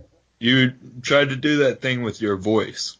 Yeah, sorry about that. I was trying to get your attention. It's okay. And I was mocking the godchild. Yeah, and I will hurry along, but still go to the dockhouse. Okay. Shae, what have you been up to? Yeah, shall have gone through, I guess, a couple of crates to see if there's... Go to the ruined cart? Yeah. Alrighty. Oh, DM opens up the page of many awesome things. Yeah, I figured that I'd be ashamed to let it go to waste, right? The DM finally prepared. I think Shae just won the session. Roll a d12. D12. 6. Roll a d12. Someone else can roll too if you want, but you're the one finding things. Guess it depends on how many rolls together we get to make. Several. Yeah, sure, then we can go around. Okay, just real quick around the horn. Everyone roll a d12, including Shae, another one other than the one you just told me, the 6. Okay. Any number called out already just needs to be re-rolled. Is 11. Is this a bad time to roll a 1? No. Oh, okay. Alright, so 1 has been rolled, 6 has been rolled. 11. Adam. Okay. George? I'm sorry, what am I rolling? A d12. Okay. 7. Alrighty. Okay, Shae. The back of the cart is actually covered in like a tarp. Yeah. And when you get in, it actually looks like this was a cart that would be set up to like sell wares out of, or right behind a booth where then wares would be set up. You find a couple pouches of coins. At first glance, you're going to guess at least 100 gold. Okay. You find there's several little boxes, and as you open them, you find various other things. You find a black velvet mask with silver thread designs on it. Oh, instantly be wary of that motherfucker. Black velvet mask with? Silver thread designs. Silver thread designs. Kind of like a masquerade mask, you know. It's something that's very simple but very elegant. Okay. Something that like a noble would wear to a ball. Something Shae-worthy. Yeah, it would look good on Shae. You then open a slightly taller, more reinforced box, and inside you get excited because you see it appears to be a series of glass vials and liquids of sorts, for lack of a better term, potions. Okay. 2 vials of like a slightly cloudy red liquid, and then a vial of what appears to be a kind of milky grayish liquid, and as you kind of look at it, it looks like some sort of like sliver of something is floating in it. Okay. You find a series of documents. They appear to be mostly just, they're like rolled up like parchments in tubes. You kind of open the tubes. One appears to be just some sort of trade agreement, you know, whatever, not important. One seems to be kind of a ledger of various goods, not important. The final one appears to be a magical scroll. Cool. It has spell incantations written on it. Do an AO. If you would like to make an Arcana check to determine what it is. Sure, I'll do that. 23. This is a scroll of expeditious retreat. I would like to remind the group of The most often remembered writer's tool called foreshadowing. I Okay. would also like to remind the group that I recently discovered a really nice loot rolling app on my phone that I thoroughly enjoy using. And then as you're kind of looking through, the rest seem to be trinkets of various. There's some like jewelry and stuff, but nothing that seems really worth anything. Some of it's more costume jewelry than anything else. Handfuls of it would probably be worth like maybe 10 gold.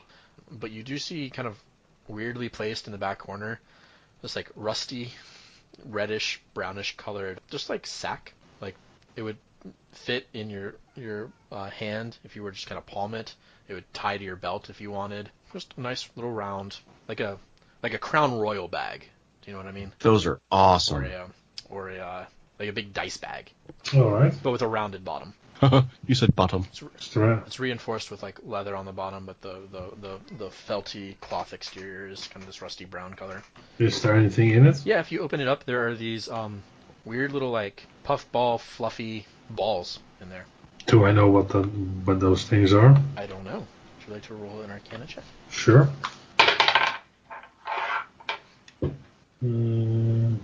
16. You believe this might have some form or function within the realm of like conjuration magic. You've heard of magicians and whatnot having bags of tricks where they could pull something out of and then have it become something else. Okay, cool. It's a bag of many things. I don't know what that is. Many bad things. Not a thing. Well, it might be a thing, but it's not. It's not what this is. Okay. All right. You can further explore the. You've only really kind of like explored part of this.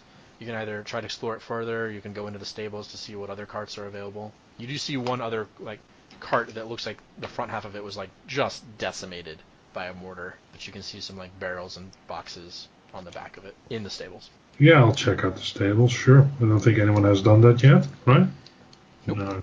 Yeah. All right. Go ahead and give me a perception check, or investigate if you're gonna get down and dirty into the cart. Sure, I'll do an investigation. Why not? As long as I don't have to face the villagers, the townspeople. That is a...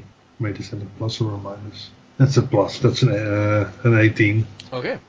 That's earned you guys a couple more rolls. Let me get 4 more rolls. One from each of you. Okay.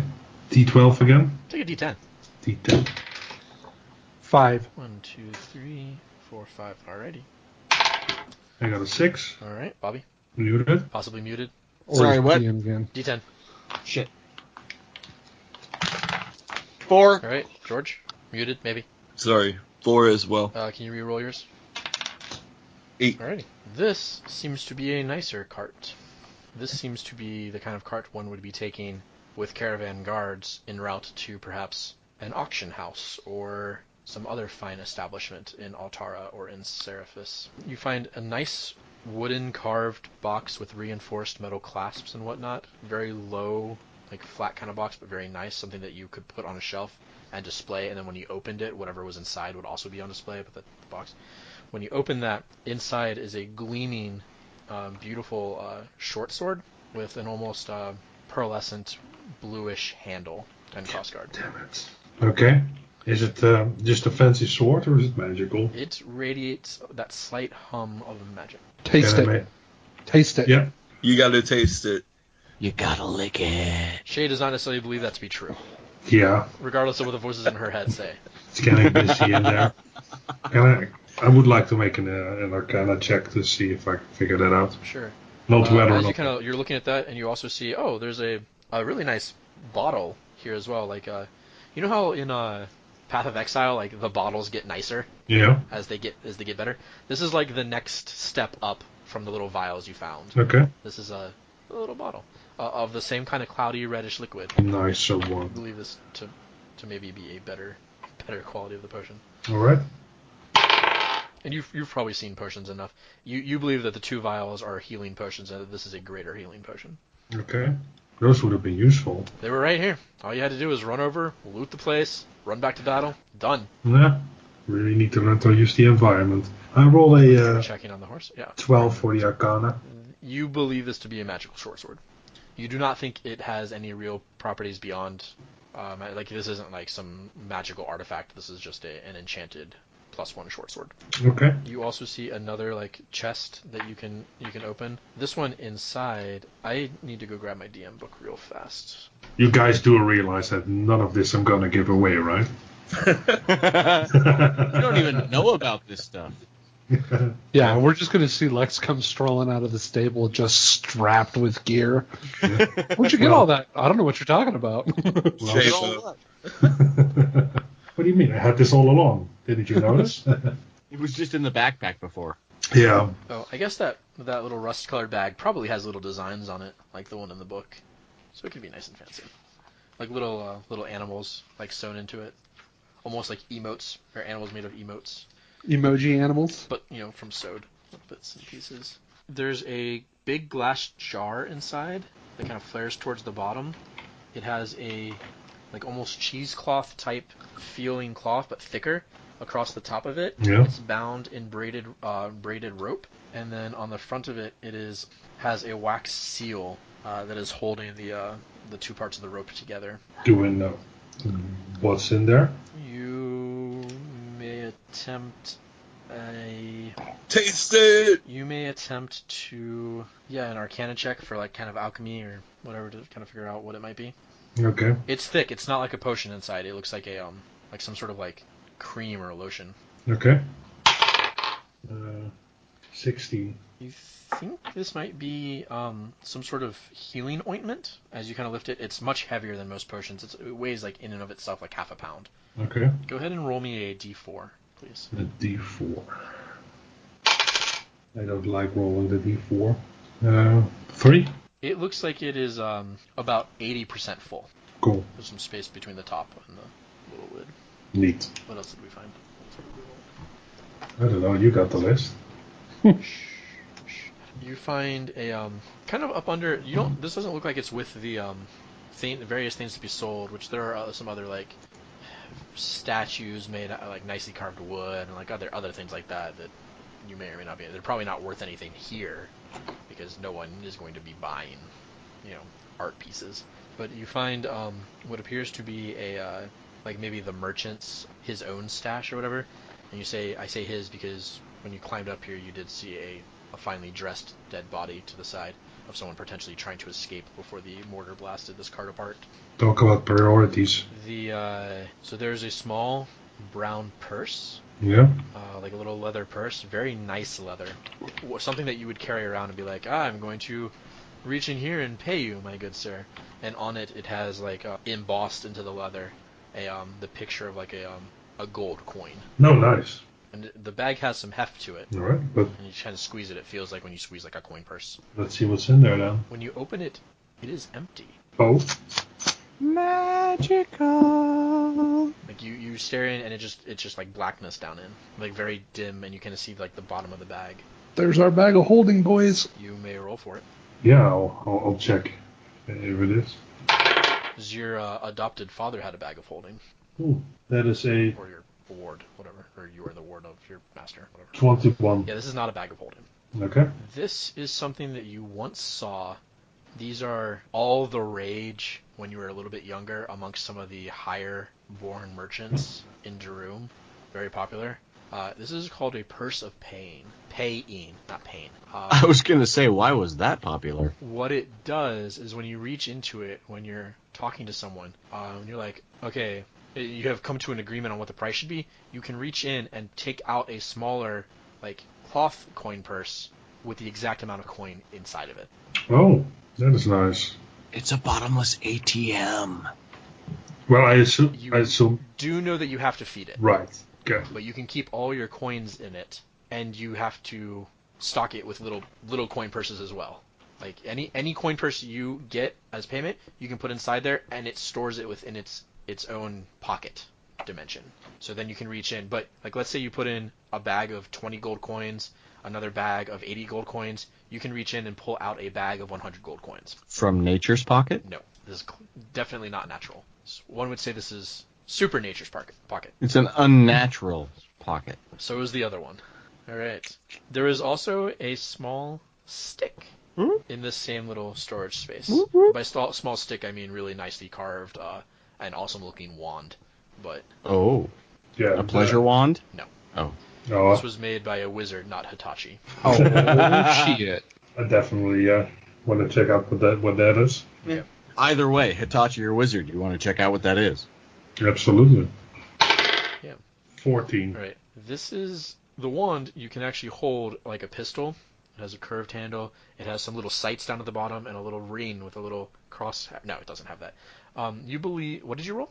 14. 1-4. You believe that this is used as a focus for spells, not an arcane focus, but as a focus to help you route your spells, as so many wands are. This is not a wand that casts spells. This is not like a wand of missiles or a wand of fireball or something. This is a wand of helping your shit out. That's This is a vague. stupid homework wand. This is a Okay. wand of buffing Ooh. oneself through your spells. Like you believe that you didn't roll well enough to know exactly what it does. You would have to spend time with it, fondling it and whatnot. Yeah. You don't need to attune to it. I don't think this is not an item from the book, so people can weigh in on this. But you believe that spells cast through this wand are boosted in some way. Okay. Maybe they make their mark. Oh. Maybe. I was being facetious with my description of it, but that is a clue as to what it does. Dun dun dun. Nice. All right, that's it. You missed one of the magic items, two of the magic items, and then one random kind of magic item that would have been fun but not important. And by missed, I mean didn't roll them off my list. Right. Not like you can spend more time looking around. And also that badass two-handed mace that you may or may not be carrying around with you. I don't remember. Sounds like you cleaned up. Shae's gonna come back like way heavier. Like boots of floating, just barely keeping her alive. Like they're like sweating profusely, and you're hearing like squeaks from the shoes. When she takes steps, her toes actually scrape the dirt, no matter how much she tries to fly. Shae jumps off the cart and just breaks in her back, just snaps under the weight. Oh shit! Spare the dying! God damn it! Quick, loot the All body. Cool, guys. All right, so that's let's review. That's a black velvet mask worth about 25 gold. That's 2 potions of healing, a potion of something else, Whoa. a we'll call it healing ointment, even though I know what it is. A +1 short sword, a potion of greater healing, and a purse of pain. We'll call it a purse of payment because I don't pronounce that well enough. Good criminy. That's more loot than we've gotten in an entire session before. That's incredible. You got some pretty good shit out of that fire That's giant's thing that's- after I let you kill that fire giant. And then the wand. You need to loot more, like, carts, I think. Well, don't forget, I also had to make up for 4 levels of not giving you anything, Okay, that's fair. which was the entire point of this. Was for you to have nothing until 5 and then get a bunch of shit. Yeah. If your scruples allowed it. Scruples. Are we What? scrupulous? I don't know. Huh. You're essentially stealing. I mean, you stole from your own god earlier, so Yeah. we'll see. I wouldn't say steal as much as More of a nice iron. That's fine. I reacquisitioned power. All right. I wanted to- Shae, as you walk back out of the stables, you see Phen coming along with some things in his arms and a shiny new satchel. You're like, I also have a new bag. Multiple things. Papa's got Phen's a brand new face bag, is- baby. Phen's face is sooty, and you can see where there were tears. How's that helping to the best that we can going? Well, there's not a lot we can do. And Phen just kind of keeps on walking, headed towards the grass and barley, right? And Shae will just hang her head a bit and mutter to herself, I told you. And then she walks towards the inn where we stayed. The Half Harbor. Yeah. Yeah, that you would have met Phen like right outside of it. All right. As you walk in, there are corpses everywhere. Oh, God. The paladin appeared here or got in here somehow and just went about the place. Men, women, finely dressed, not finely dressed, just decimated. Some were clearly attempting to get away. Some were caught too off guard. Some are dead by what is clearly magic. Most were killed by the mace. Give me a perception check. 6. Alright, you see that there was some damage done up above, but it looks like whatever damage was done continued through to the stables, so the Half Harbor took less damage than the stables next door. Okay. Oh, Shae will. She's gonna try to not look at the bodies too much and make her way up towards her room, get her stuff that we left in the room. Okay. And, I mean, I guess she'll try and check if there's anybody alive in here, but she's not expecting that. Okay, as you're walking past, you kind of look behind the counter.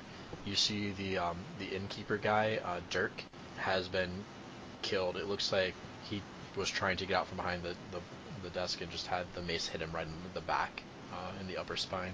As you're moving through past one of the sitting rooms on your left, you see what appears to be, and you smell kind of brimstone-y smell, and you look and there's a scorch mark circle, and it almost looks like there's the leftovers of some sort of runes, some sort of transportation spell or teleportation spell, perhaps, probably where the paladin appeared and then went about his business. In that area, any people who were there seem to have been blasted back and killed by magic. Their faces twisted into horror and terror, and they just look drained of all life. As you're walking towards the back stairs, and you start to go up the stairs, and you creak down. One of the stairs kind of creaks a little bit as you go, and you hear a slight whimper from below the stairs. Hello? Is there anybody out there? It's okay. It's over. You hear something move below the stairs, and you believe that there is a little little under the stair linen closet, a little Harry Potter door. Yeah. I'll go check it out carefully. It's okay. I'm not gonna hurt you. You open the door, and in the corner you see two people huddled in the dark, and it's Petunia, and she's holding a kitchen knife, and she's cradling and they're holding each other really, Sarah from the Brass and Barley, and Petunia's holding the knife out at you and shaking violently with just tears streaming. Her eyes look like they're almost swollen shut from crying and holding back the tears. Petunia, it's me, Shae. Remember me? It's okay. It's over. Sarah looks up, and Petunia kind of lets the knife kind of clatter to the ground, and she puts it down. And they're both just kind of hugging each other, and they Sarah says, "Is it over?" Yeah, it's over. You can come out. They're gone. They kind of unfurl from each other, and they get up, and they kind of timidly and tentatively kind of step towards the door. Petunia looks out first, and she just gasps. It almost looks like she's trying to hold back a scream as she looks and sees the bodies, and then she kind of pushes Sarah back and puts her hand over her eyes and says, "Don't look, don't look." You should go to the what was the inn called? The tavern is the Brass and Barley. This is the inn. All right, the tavern. You should go to the Brass and Barley. Petunia looks at you. Oh, sorry, go ahead. I think that's where what's left of us are gathering. Petunia looks at you, and she looks at Sarah, and she still kind of has her hand over Sarah's eyes, or near Sarah's face, but Sarah's just got her own face buried in her hands. And Petunia kind of whispers to you, "Is the back clear?" And you kind of look down the hallway, and it doesn't look like there's anyone over there. I think it's clear. And so she kind of just ushers Sarah out and kind of keeps herself. I mean, she's still small, even though Sarah is young. She's still smaller than Sarah because she's a gnome. And Sarah's like 14, so Sarah's still pretty tall. And she kind of shuffles Sarah out the back without letting her turn towards Sarah starts to turn back, and Petunia just kind of pushes her along, and they leave out the back. Shae will whisper, "I'm sorry," making it a very defeated tone, and then she'll continue on her way. I don't remember what you left upstairs. Me neither, but I assume that we just your more travel pack packs. Yeah. Yeah. Okay, as you're going through the hallway, I would like you to make a perception check. 19. You have what you instantly recognize as like a bit of deja vu. You see a shadow flit across the corner of your vision, but this time, unlike last time where you're like, wait, what? Just the change in the lighting, you turn in time and you actually see enough of a shadow shape move, as if something is casting a shadow, not just a like, oh, weird on my peripheral, but something move across the hallway. But there's nothing in the hallway. Is it? We have video right now. I am shaking my head so hard.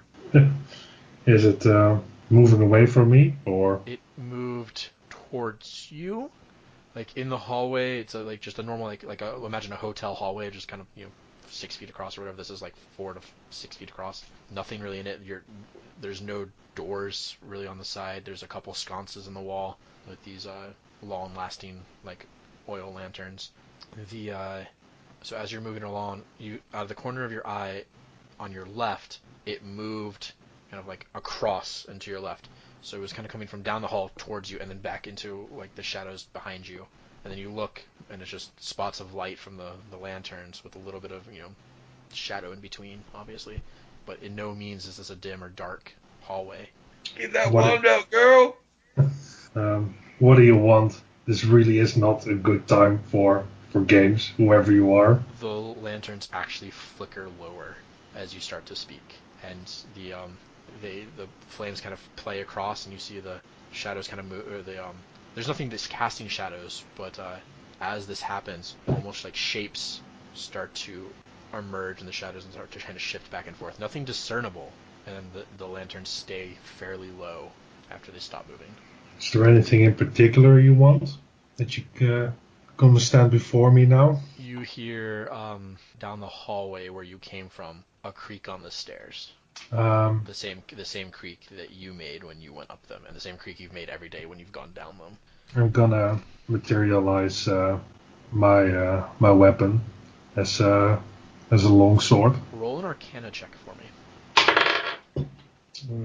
17. As you materialize it, the lights go out completely in the hallway, and the sword does not appear in the shape that you intended.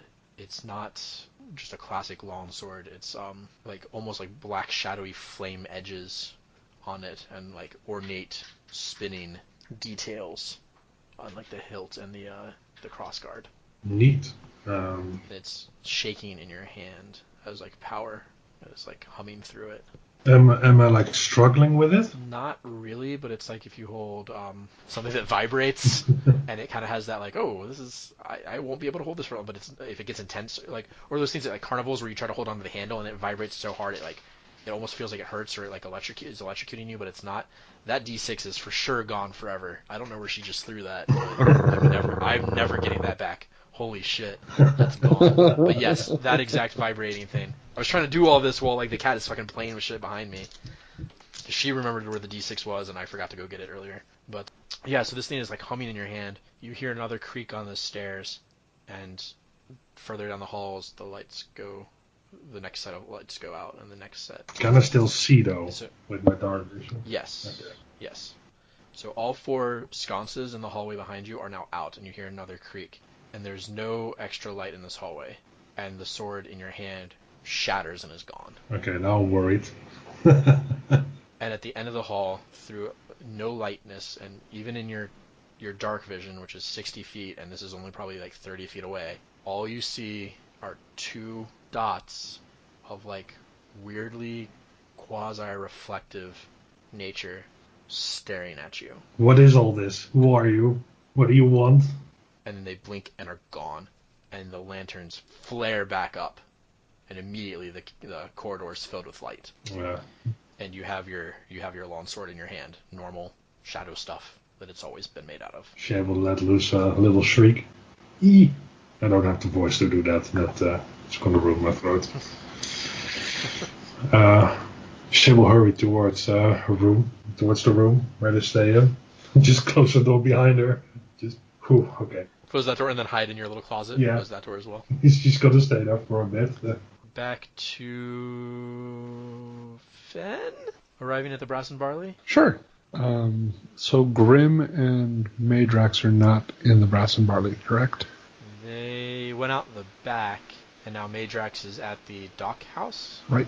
which is essentially just rubble. Yeah. You can see some of the maps poking out from places where it kind of exploded outwards and whatnot, but it's rubble. But yeah, the Brass and Barley itself, Mirabelle and others are now tending to wounded here and there. It's basically been turned into a triage center. Phen will go up to Mirabelle, ask her first how he can help and then where he can put this gear. So she's got her hair like tied up. She's got her sleeves tied up also, and her apron hiked up. She's just smattered with blood and mud. And she tells you that you can either help carry more people if there are any, help boil more bandages to clean them, or just help make people more comfortable.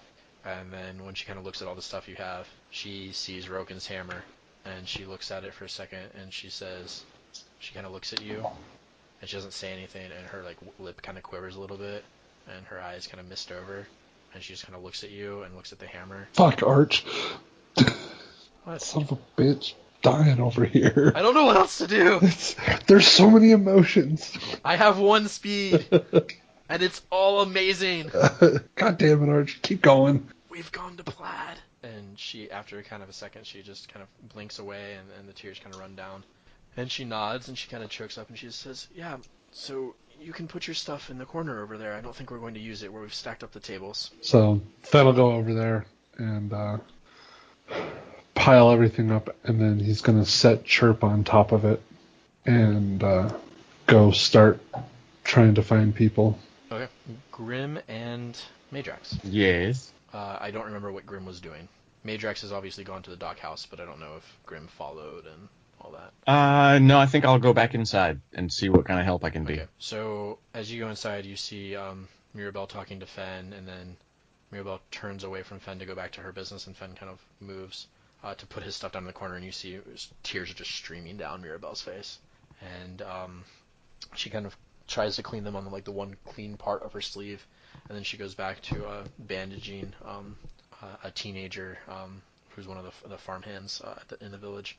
You see Taran is going around with a bottle of clear spirits, and he's where instructed by someone who will pour them on wounds, and then the person will yelp or scream, and then they'll bandage it up and whatnot. It looks like they have this pretty under control. Yeah, I'll you don't think there are any life-threatening anythings? I'll walk past Mirabelle and kind of give her a little chuck on the shoulder and a nod of knowing, and sort of walk past and back out. At this point, I feel like I need to find a way to bring the group back together. And so I'm going to step outside and look up. Raindrops just splatter across your face. Even though it's not as intense as it had been, it's definitely still raining. I will... Actually, to an extent, now that you're done and you have a minute to breathe, it's actually somewhat refreshing. Yeah. Any chance for a short rest? Not without actually taking one. Okay. I'm just going to enjoy the cold drizzle and try and, collect thoughts. Phen walks out past you on his journey to go see if there are any more people to bring inside. Phen. Sorry, muted. Yeah. So Phen looks at Grim and is fighting tears, and it's clear he's been crying. Yeah, and Grim does not know why, necessarily. No, but it's obvious you've seen enough, my friend. There's more people out here that need help. I need to get them all here. Agreed. We need to gather them all together. Get them together now. Get them rested. Get them fed. Yeah. They have a long journey ahead of them. So both of you go to see if there are any more people to bring in? Yep. Okay. Meidrax, you stand in front of the dockhouse. Giant stones of the walls just spilled out. The beacon crumbled and crushed, this twisted metal lattice work. Clearly anyone who was inside this building at the time that it collapsed is gone. There's absolutely no chance that someone survived this. You do see the ruin it has brought onto some people within the rubble, but that is a job for the undertakers rather than the healers. Alright, he will take in the scene and then try to clear some area where, if he can, where Lieutenant Webb's office was. All the while grumbling about a fucking angel telling me not to worry when I died. And with endless positivity, like a soldier of the moon, a princess that fights evil by moonlight. A sailor, if you will, a navyman. Yeah. But yes, grumbling the whole time. You're able to lift some of the stones away, kind of in the general area. His office was directly below the tower, so there's quite a bit of ruin, but you do find what you believe to be the remains of his door and a few scattered bits and bobs. Is there any way I can get the maps he was working with and any of the documents? There are some maps here and there, you can see pieces of them sticking out, but they're all crumpled or ripped and under stones. Well, I'm still going to maybe get pieces and whatnot. Okay. So you can get some pieces of maps. Okay. And I think the timing's probably a bit off, but probably around this time, Grim and Phen will come around the corner again to go do what they're doing. Far enough away from you that you can keep doing your thing, but you would maybe notice them as you pick up some stuff, and you kind of look around, and you pick up some more stuff. Yeah. Is there any journals, or are there any journals? Not that you see. Well, I'll let you do an investigation check or a perception. Please, check, investigation. If Phen and Grim see Meidrax, he'll Phen will grab Grim and say, "Hey, let's help Meidrax." Yeah, you can run over and see him digging through some rubble, very carefully, kind of spying something. He'll see something. I got a Kind 5. of look for a second and then move. A 5? Yep. You do not find any ledgers or journals or anything like that. Fair enough. You do find a nice like fountain pen. Cool. It's a little bit. I mean, the tip is bent, but it can maybe be fixed. That was his But retirement you, kinda get gift. some, you get some ink on it. He was 2 days away, and they gave it to him early. Yeah. No, some ink leaks out on your fingers, but you're pretty sure that with your tools you could probably fashion a new nib. Yeah. And Phen and Graham have come over now. Yep. Yeah. What are you looking for? I was trying to get his notes and the letters between him and Altara. Did you find anything at all? Just these maps, but they're torn and ripped. Can Phen look through the rubble and see what he can find? Yeah, and actually with Grim and like Meidrax lifting up some pieces and Phen maybe getting up under some things, you might have some better luck. So I'll let you roll an investigation check as well, or a perception, whichever you're better at. 23 perception. Okay. You find you do manage when they lift up some stuff. You can get in. It's close, and they almost crush you, but you're able to get a what appears to be a ledger of sorts. I'll grab that. It's the mythical Is- ledger of sorts. It's covered in black ink, where a bottle appears to have exploded next to it or into it, but parts of it will be legible, a legible ledger. Of sorts. Meta question. Could mending fix that and restore it to the original letter, or would it just get rid of the ink? Prestidigitation could. Oh, okay. I do not have that. Oh, okay. Me either. No, mending would be able to repair the maps if you could get to parts of them. I have Sacred Flame. Will that help? Yeah, I have Right, that go find too. a Does he get advantage? 300 gold diamond and hold it next to this ledger. Sorry, what, Meidrax? Oh, I was just saying I had Sacred Flame too. Can he get advantage? Hey, we both say, don't cross the flames. Told you not to think of a giant marshmallow man. All right. Something that can never hurt anyone. Something from my youth at the shores of Camp Winnemucca. All right, yeah. So the party is all together for the first time. Well, no, okay. 3 of you are all together. You kind of look and you kind of realize that you've kind of done what you can do. Look around. It looks like there are no other. The bodies have been, the dead have been arranged nicely. The enemy have been either left where they are or tossed away where they need to be. Are there any living? There are no injured people still outside. I meant the enemy. Were there any that lived? No. Okay. Some did make it back into the boat before it exploded. You've gathered that much from what people have said. Yay! We need to keep that Dark Paladin's body separate so that Grim can do his thing. Which thing is that? As you're kind of discussing this, you realize that you haven't seen Shae in a little while. And speak with Dead. Oh, yeah, that I'm going to need a long-ass nap before I can do that again. Yeah. Yeah. Has anybody Some seen of the Shae? peasants. Oh, go ahead. No. Last I saw her, she was headed to the tavern. Fuck, you guys. And, Did anyone check the artisan block? yeah, To the inn. it's not Did good. There. Roken make it? Nobody up there made it. But Shae might The still. stone that Let's they're get to her. holding, Meidrax throws at the lake. It hits hard on the ground and tumbles, and some of the peasant people, the civilians, look over at you, and they kind of start whispering. And then actually one of them takes off his hat and kind of walks towards you, wringing his hat in his hands, and he says, I don't know if we're gonna get much of a chance to say it later, but thank you for everything y'all done here. We only alive because all of you risked everything. Meidrax walks off towards the inn. He'll kind of look down at Phen and say, I saw what you did, rushing in battle like that. You're brave as a man, 3 times your height. He extends his hand down to you. Phen kind of gets up off of his knees from crawling out of the hole and looks at him and just bursts into tears and hugs him. Oh, I don't know what to do. Oh, he kind of pats you on the head and says, why don't you go tend to yours? Don't worry, some of us townsfolk will take care of most of the rest of this, all right? Phen smiles and kind of backs away, wipes his nose like a little kid, and says, "We're all gonna get together at the Brass and Barley." He says, sure, there will be dinner. If you want to, I can have someone bring some to you. That way you guys can get some rest. Be on your own for a little bit. Did someone say rest? He says, I used to be a soldier. I know what this is like. Then he took an arrow to the knee. I don't support any Skyrim references, especially that one. TFG ruined that one for me, just for the record. Thanks, He TFG. ruins a lot of things, Oh. Yeah. but he ruins our things, so we keep him. Wait.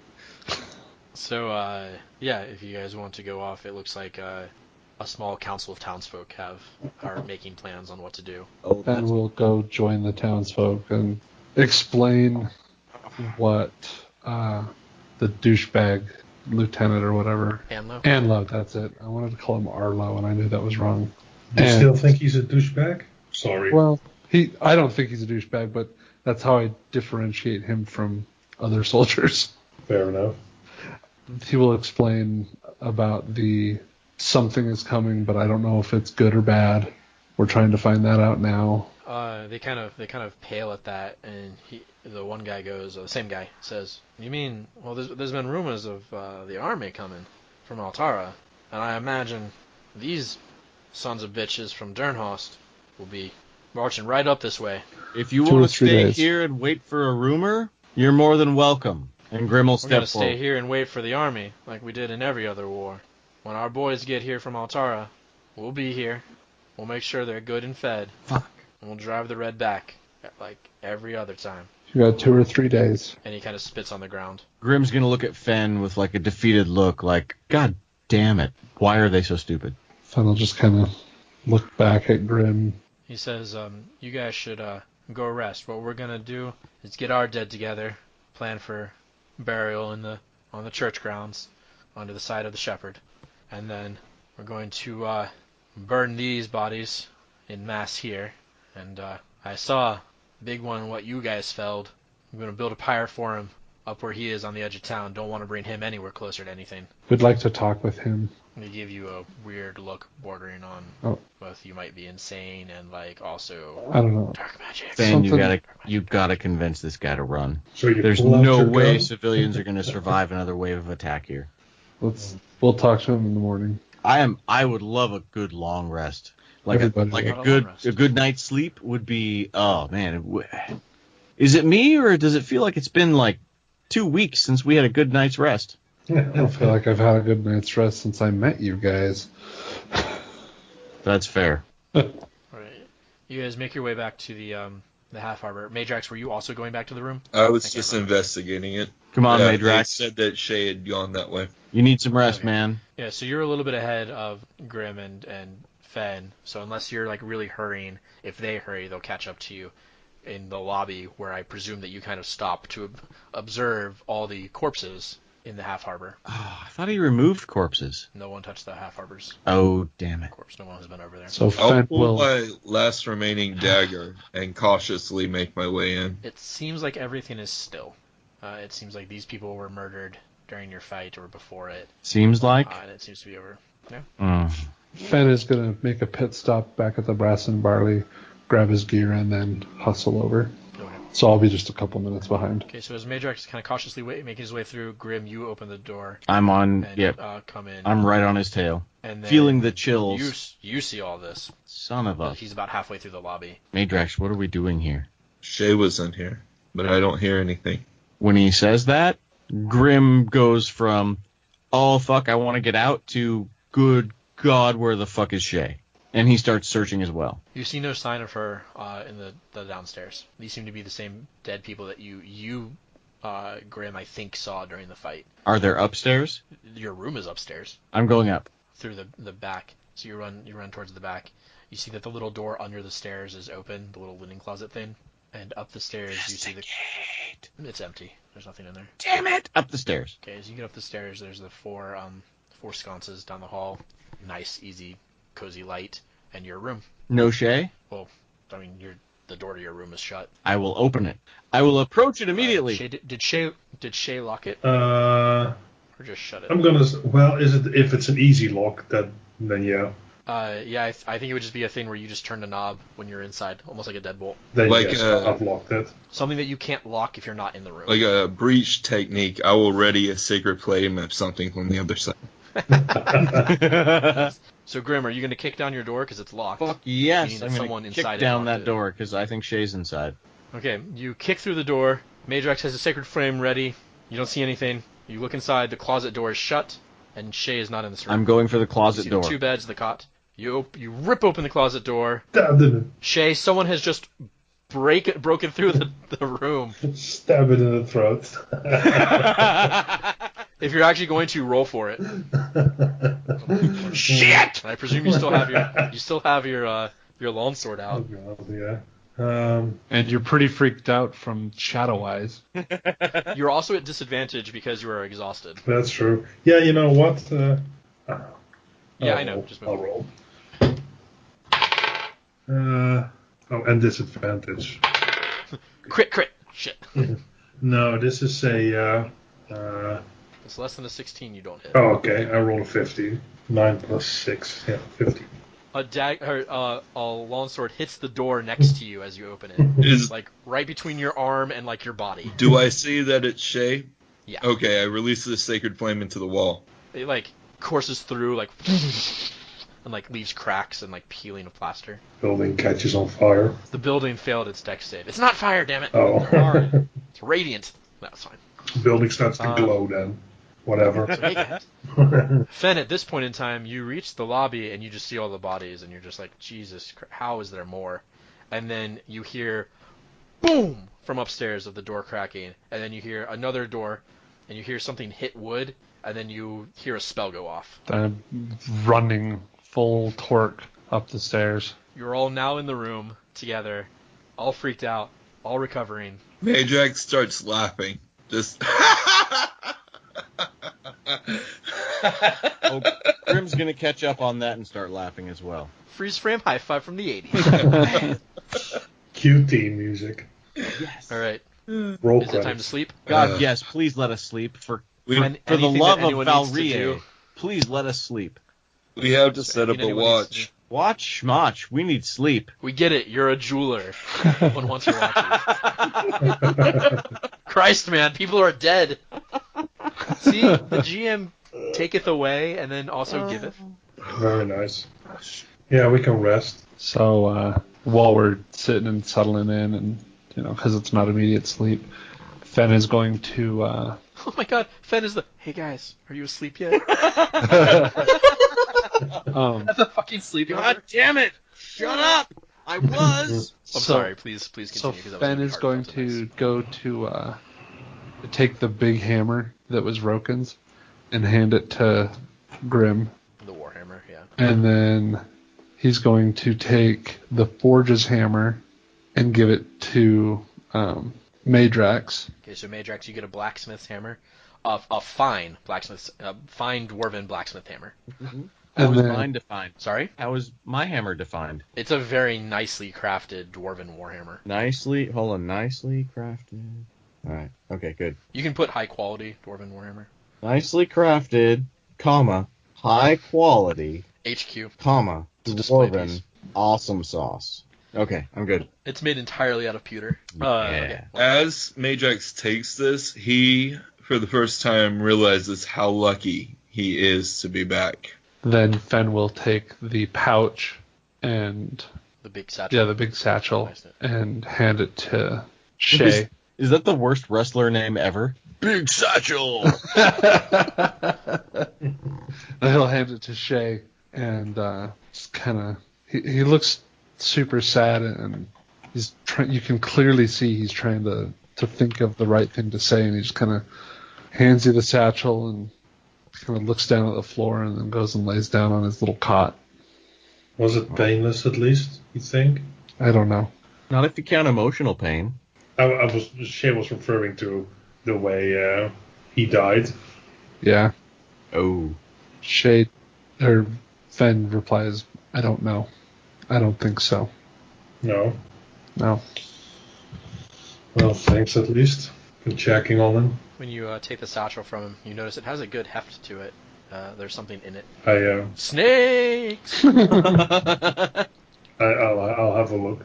It's a large hand grenade. There is a small iron box, and then also 3 pouches, 3 like leather pouches. We'll check what's in the pouches first. Inside the pouches are the first one is 50 gold Darum coins. Nice. You do not need to specify that. That's just for flavor. The next pouch is 25 Altaran gold crowns. Woo! And then the third pouch is 120 pieces of silver. We got traveling money, y'all.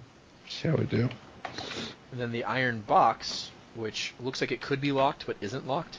You open it, and it's small, thin gold bars. Mmm. You know, like in the movies when they always show like Nazi gold, and it's like the little rectangle of gold. Oh, great. We got Nazi gold. But these are like perfectly formed, like absolutely perfectly formed. Perfectly And they each formed. have the stamp of like a geometrically like shaped like dwarf face on it. Do you know what I mean? Kind of like just a.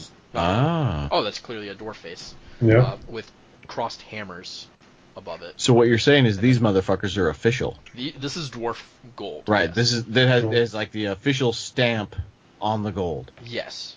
And Jeez, then you below, guys, so the two hammers. If we take two this, hammers we're going to above have to fence it and melt it down and do something else because we'll get caught. and hide it in the walls. I think I can do that pretty easily. Below the Oh, dwarf. well. I don't know if you need to. We'll handle that in a second. But below the dwarf, there is a round circle that almost looks like it's like a geometric design of like a shield, and on the shield is a mug of frothy, overspilling ale. I approach it immediately, and I drink it. So it looks like the box contains 20 of these little gold bars. Jesus.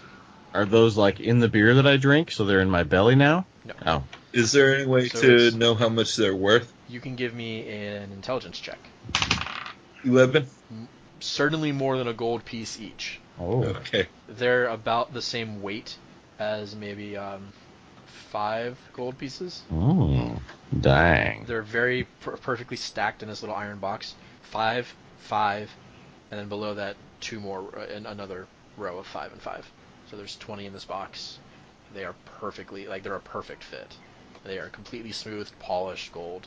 They stack, you can take them out, stack them perfectly. They will sit on any side. There's no imperfections in them whatsoever. Like totally Nice. Rubik's Cube the design. Play some Jenga. Yeah. I guess I'll give the gold to whoever's holding. Well, perhaps we should give it to his family if ever we come across them or are able to send it to them. That's a good point.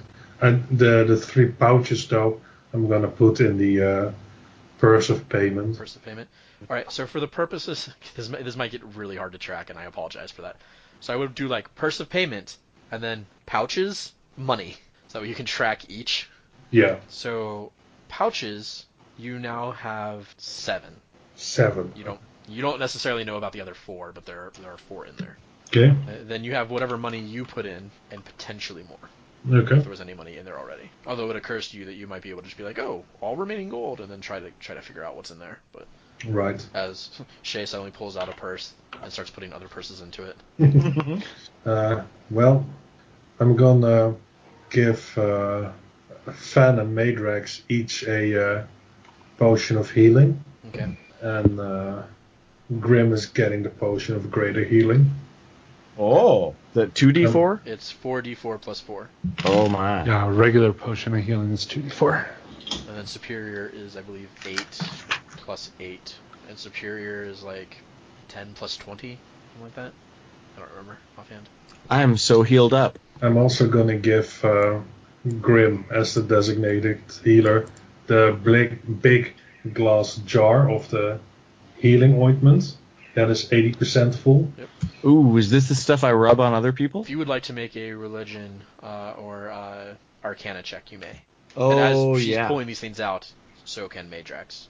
I would say Phen probably can't, because he doesn't know magic. Religion It's would not be real. a 14. You think this is something called Keoktom's ointment. So when you use it, you can use a dose of it you can shove it down someone's gullet, you can rub it on their wounds, and it heals them 2d8 plus something, and it has 4 charges in it, hence the 80%. Nice. That is the monster manual. That is unhelpful. It's like none of these look like items. 2d8 plus 2 hit points, and it also immediately stops any poison and cures any disease.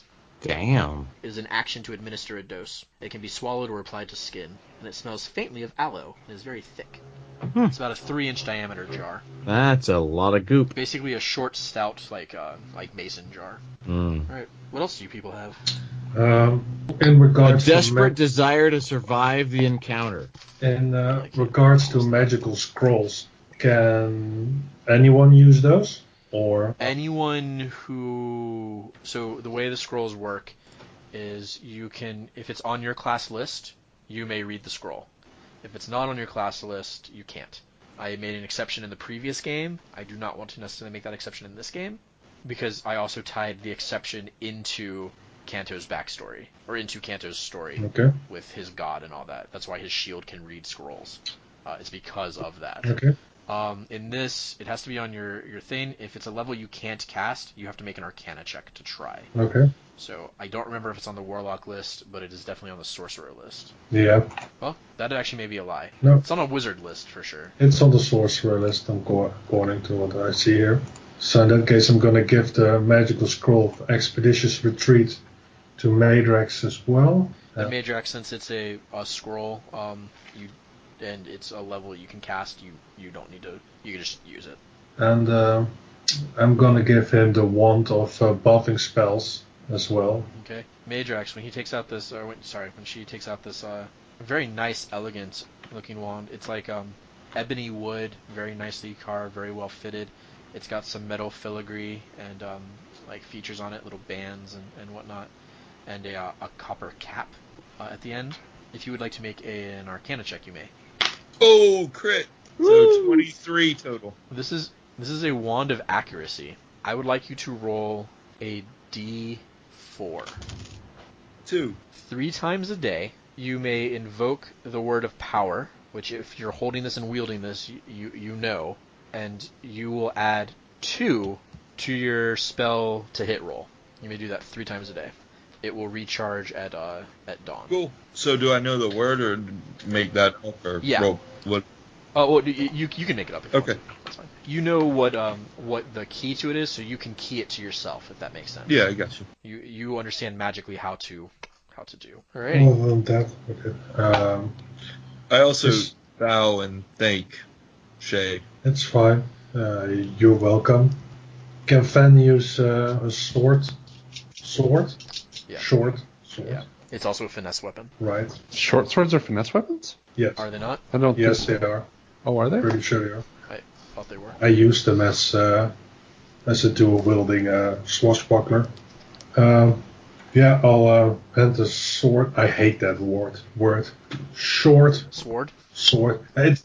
What is it in Dutch? I don't know actually. I mean, Sorry, I know the literal translation, of course, but I don't know what.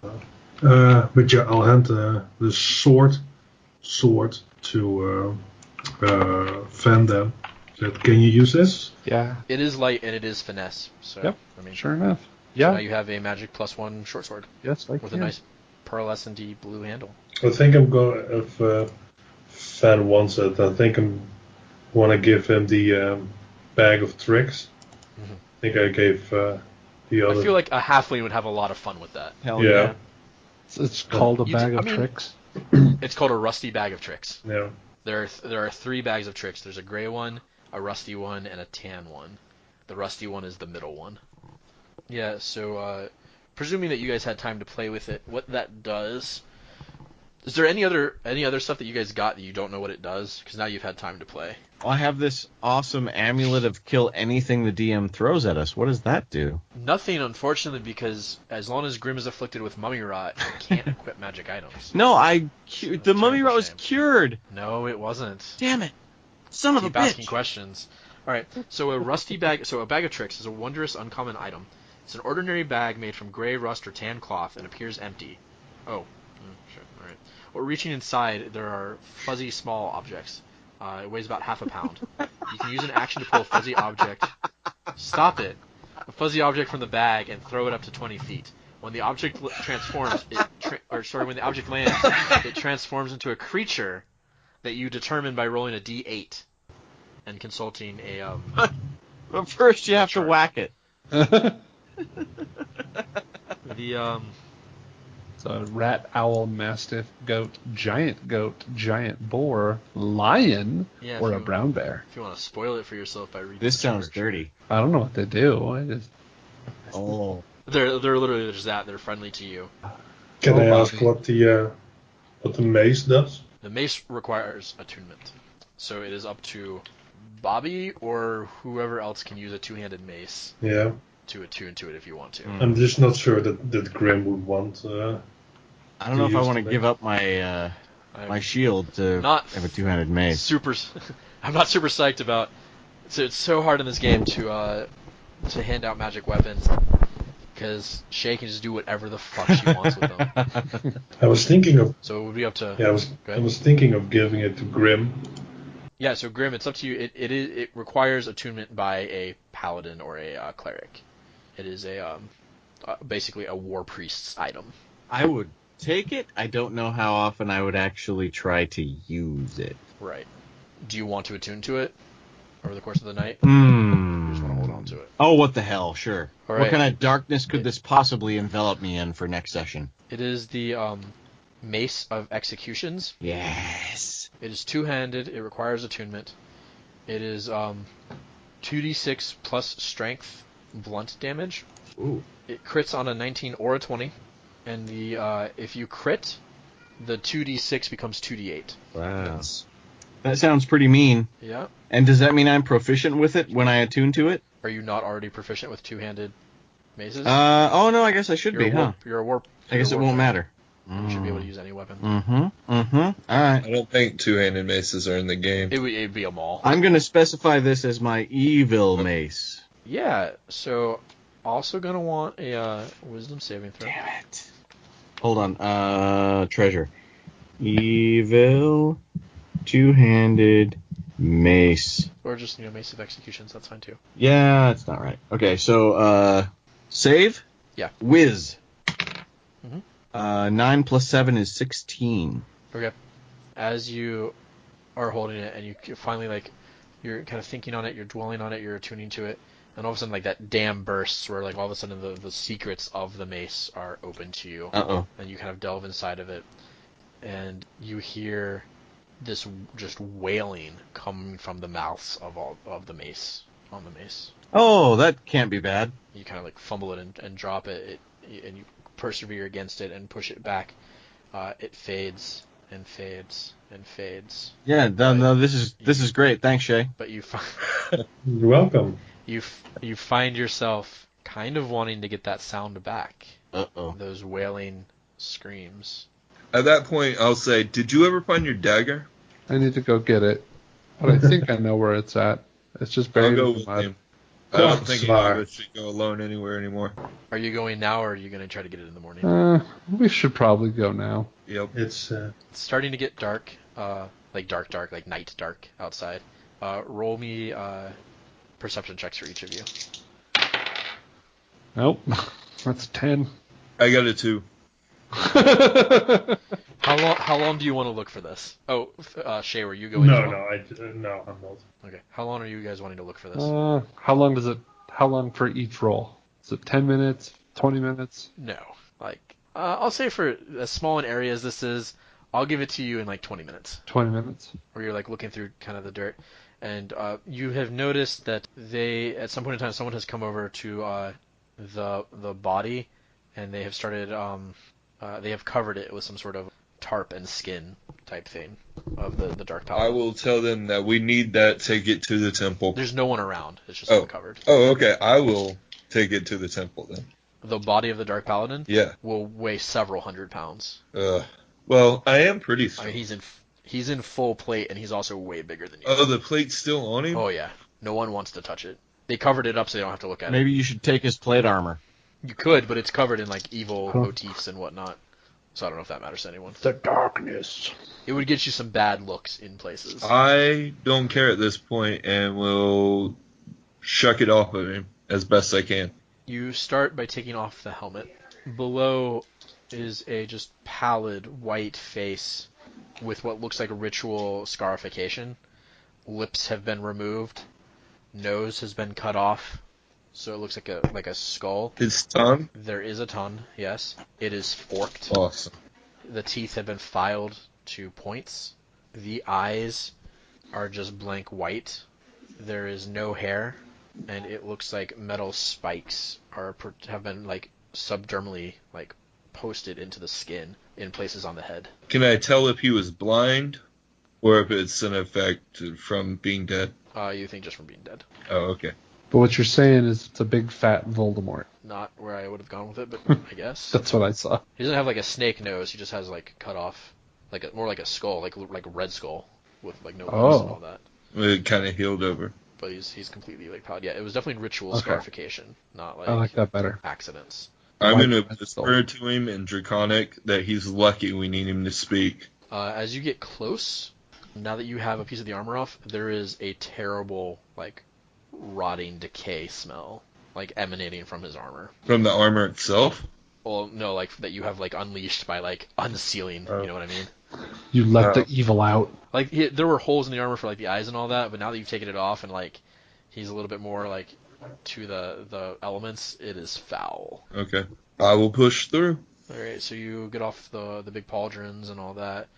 You found the dagger, right? Not yet. Oh. You get the breastplate off. You notice that all of this weighs like 3 times more than you thought it would. This is not like steel plate where it's light. It's not even like iron, like worked iron armor. Can I tell what it is? Yeah, you can roll for it. Any advantage for jewelers? No, not for jewelers. Damn it. If you were a smith, yes. What did you say? Sorry. If you were a smith or something, yeah, maybe. No. What was the check? I will let you go with either history or arcana, or just a straight intelligence check. Well, I'll choose Arcana. I'm proficient with it. I change what the DC is depending on what information you're going to get, depending on what you roll. Okay, well, I got a 19 then. You believe that this is a material called black iron, found in the wastelands to the east. It is typically associated with dark and evil, although it itself is just an iron material. Like, it is not inherently magical. What exactly did you call it? Dark metal? Black iron. Black. Okay, thanks. Yeah. And you think its pure weight and heft are why you couldn't hurt this guy as much as like you would have wanted to. But I mean, each piece of this is heavy. Like the helmet alone, you're pretty sure you could not hold your like head up wearing this helmet, like easily for any length of time. This would be exhausting to wear. Like as you put pieces down, they like sink in the mud, like splooshing it out to the side. You said it was from the east? Yes, from the wasteland. Okay, wastelands to the east. Okay. There's a big between the border of Darum, Olaria, and the wastes, like that kind of vertical border. There's something called the Scar, which is a big like open gorge, just a massive. But it's like a mining hub for certain materials, including black iron. But black iron is exceedingly rare, and you have to go deep for it. But the Scar was created by like demon incursion into the world during like a cataclysm event, so it's still associated with that. Okay. Make another search check, Phen. 15. You finally find your dagger. It is at the edge of like muck and puddle in some grass, so you weren't looking in quite the right spot for it. Take it, and pick it up, brush it off, put it back in my belt. What did you do with the little hatchet? Because it was attached to the satchel. Does Shae have it, or do you have it? I had intended to pull it off of the satchel. Okay, I presumed it was a weapon that you were keeping. So now I have a nice hatchet and the dagger back. Yeah, a very fine hatchet. That hatchet, if you want to write it down, is it's a light thrown weapon that will go 30 feet /60, and it is silvered. Oh, cool. That's mean, Jason.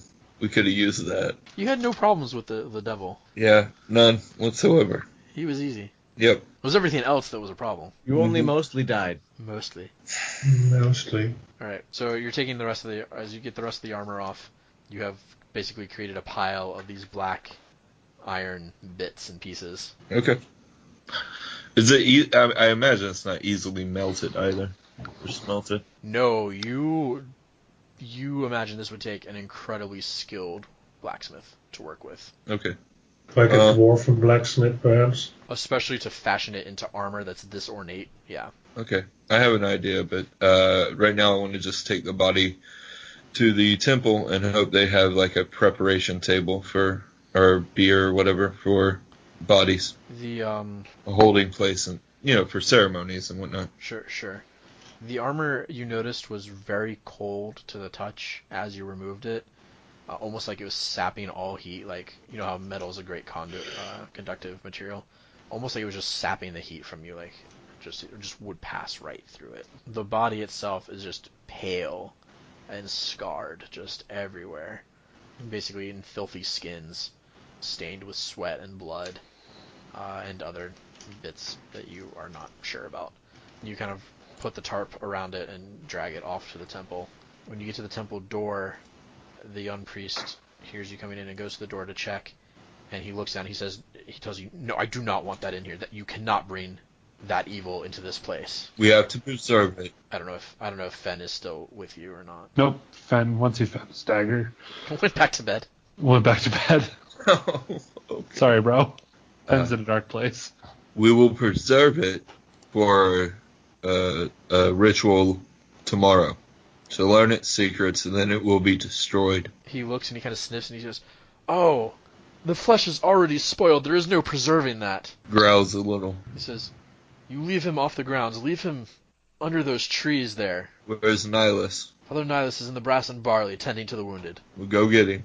No, don't. And I'll leave and take it. Did the Eves survive for the inn? Yeah, you can take Okay, it I want to the... Yeah. There doesn't appear to be anyone there, right? Mm-mm. Okay, I will leave it there. Okay. It's about an hour before Meidrax comes back, after you guys get to the room. So you're kind of starting to be like, "Oh god, what has he gotten himself into?" And then he finally shows up in the room. Who's awake? Anyone? That's up to them. Barely. Yeah, I'm also awake, eating a bit. Ooh. Meidrax will settle into a corner near, if there's a window in here. Yeah, you guys actually have two windows. Yeah, on one he'll side. hunker down in the corner near a window. Okay, well, one is over the bed that's in that corner, and the other is kind of near a desk next to Phen's cot, but you can certainly get up under there. Didn't they bring him up a bed? Yeah, Shae's got the bed in the closet now. Meidrax has the bed against the wall near the door. Grim has the bed over by the window against the wall, the exterior wall, and you have the cot that's kind of at the foot of the bed. So you got a bed, bro? Okay. I'll still, sleep up against the wall near the window. Would anyone like to do anything else? So Phen is going to stay awake until everybody else falls asleep, and Then wake them all up. then read the letter. Can that wait until next session? Absolutely. So I can actually write the letter? Oh, Yeah, absolutely. Does that That would mean work if I does that did mean the the rest of us drift off into peaceful slumber? Everyone drifts off and gets... I would like you to roll Constitution checks. Check on check. 21. Woo! Crit. Okay? Me too. Wow. Wait, you got a crit too? Yeah. Nice. That's unusual. I got a crit Wait, you mean too, like but a in you the mean like a opposite 20 direction. crit, not a 1 crit, right? Yes. I'm just as surprised as you are. Okay. Everyone who rolled above a 20 or crit can choose if they want to wake up in 8 hours rested and fine. Meidrax will continue to sleep until woken up for at least 9 to 10 hours. Well into morning. Full rest. Loving it. That makes God, sense. I've been dying for more spell slots. Alright, morning comes. You all can decide if you want to wake up or sleep in a little bit, however you want to do it. I actually have a couple of spells I want to swap up, so I'm going to wake up good and Okay. early and meditate on them. Phen's gonna snore while he's meditating. And then every time he kind of looks over at you, you close your eyes real tight and pretend to be asleep still. Let's say everyone, it's probably around 9:30, 10 o'clock in the morning or something like that. Everyone is up. Oh, I am fucking starving. Yeah, I could eat. I'm Too going to bad go we down don't- to the pantry. Too bad we don't have any of those dead pigs that were trying to kill us. Oh, pig.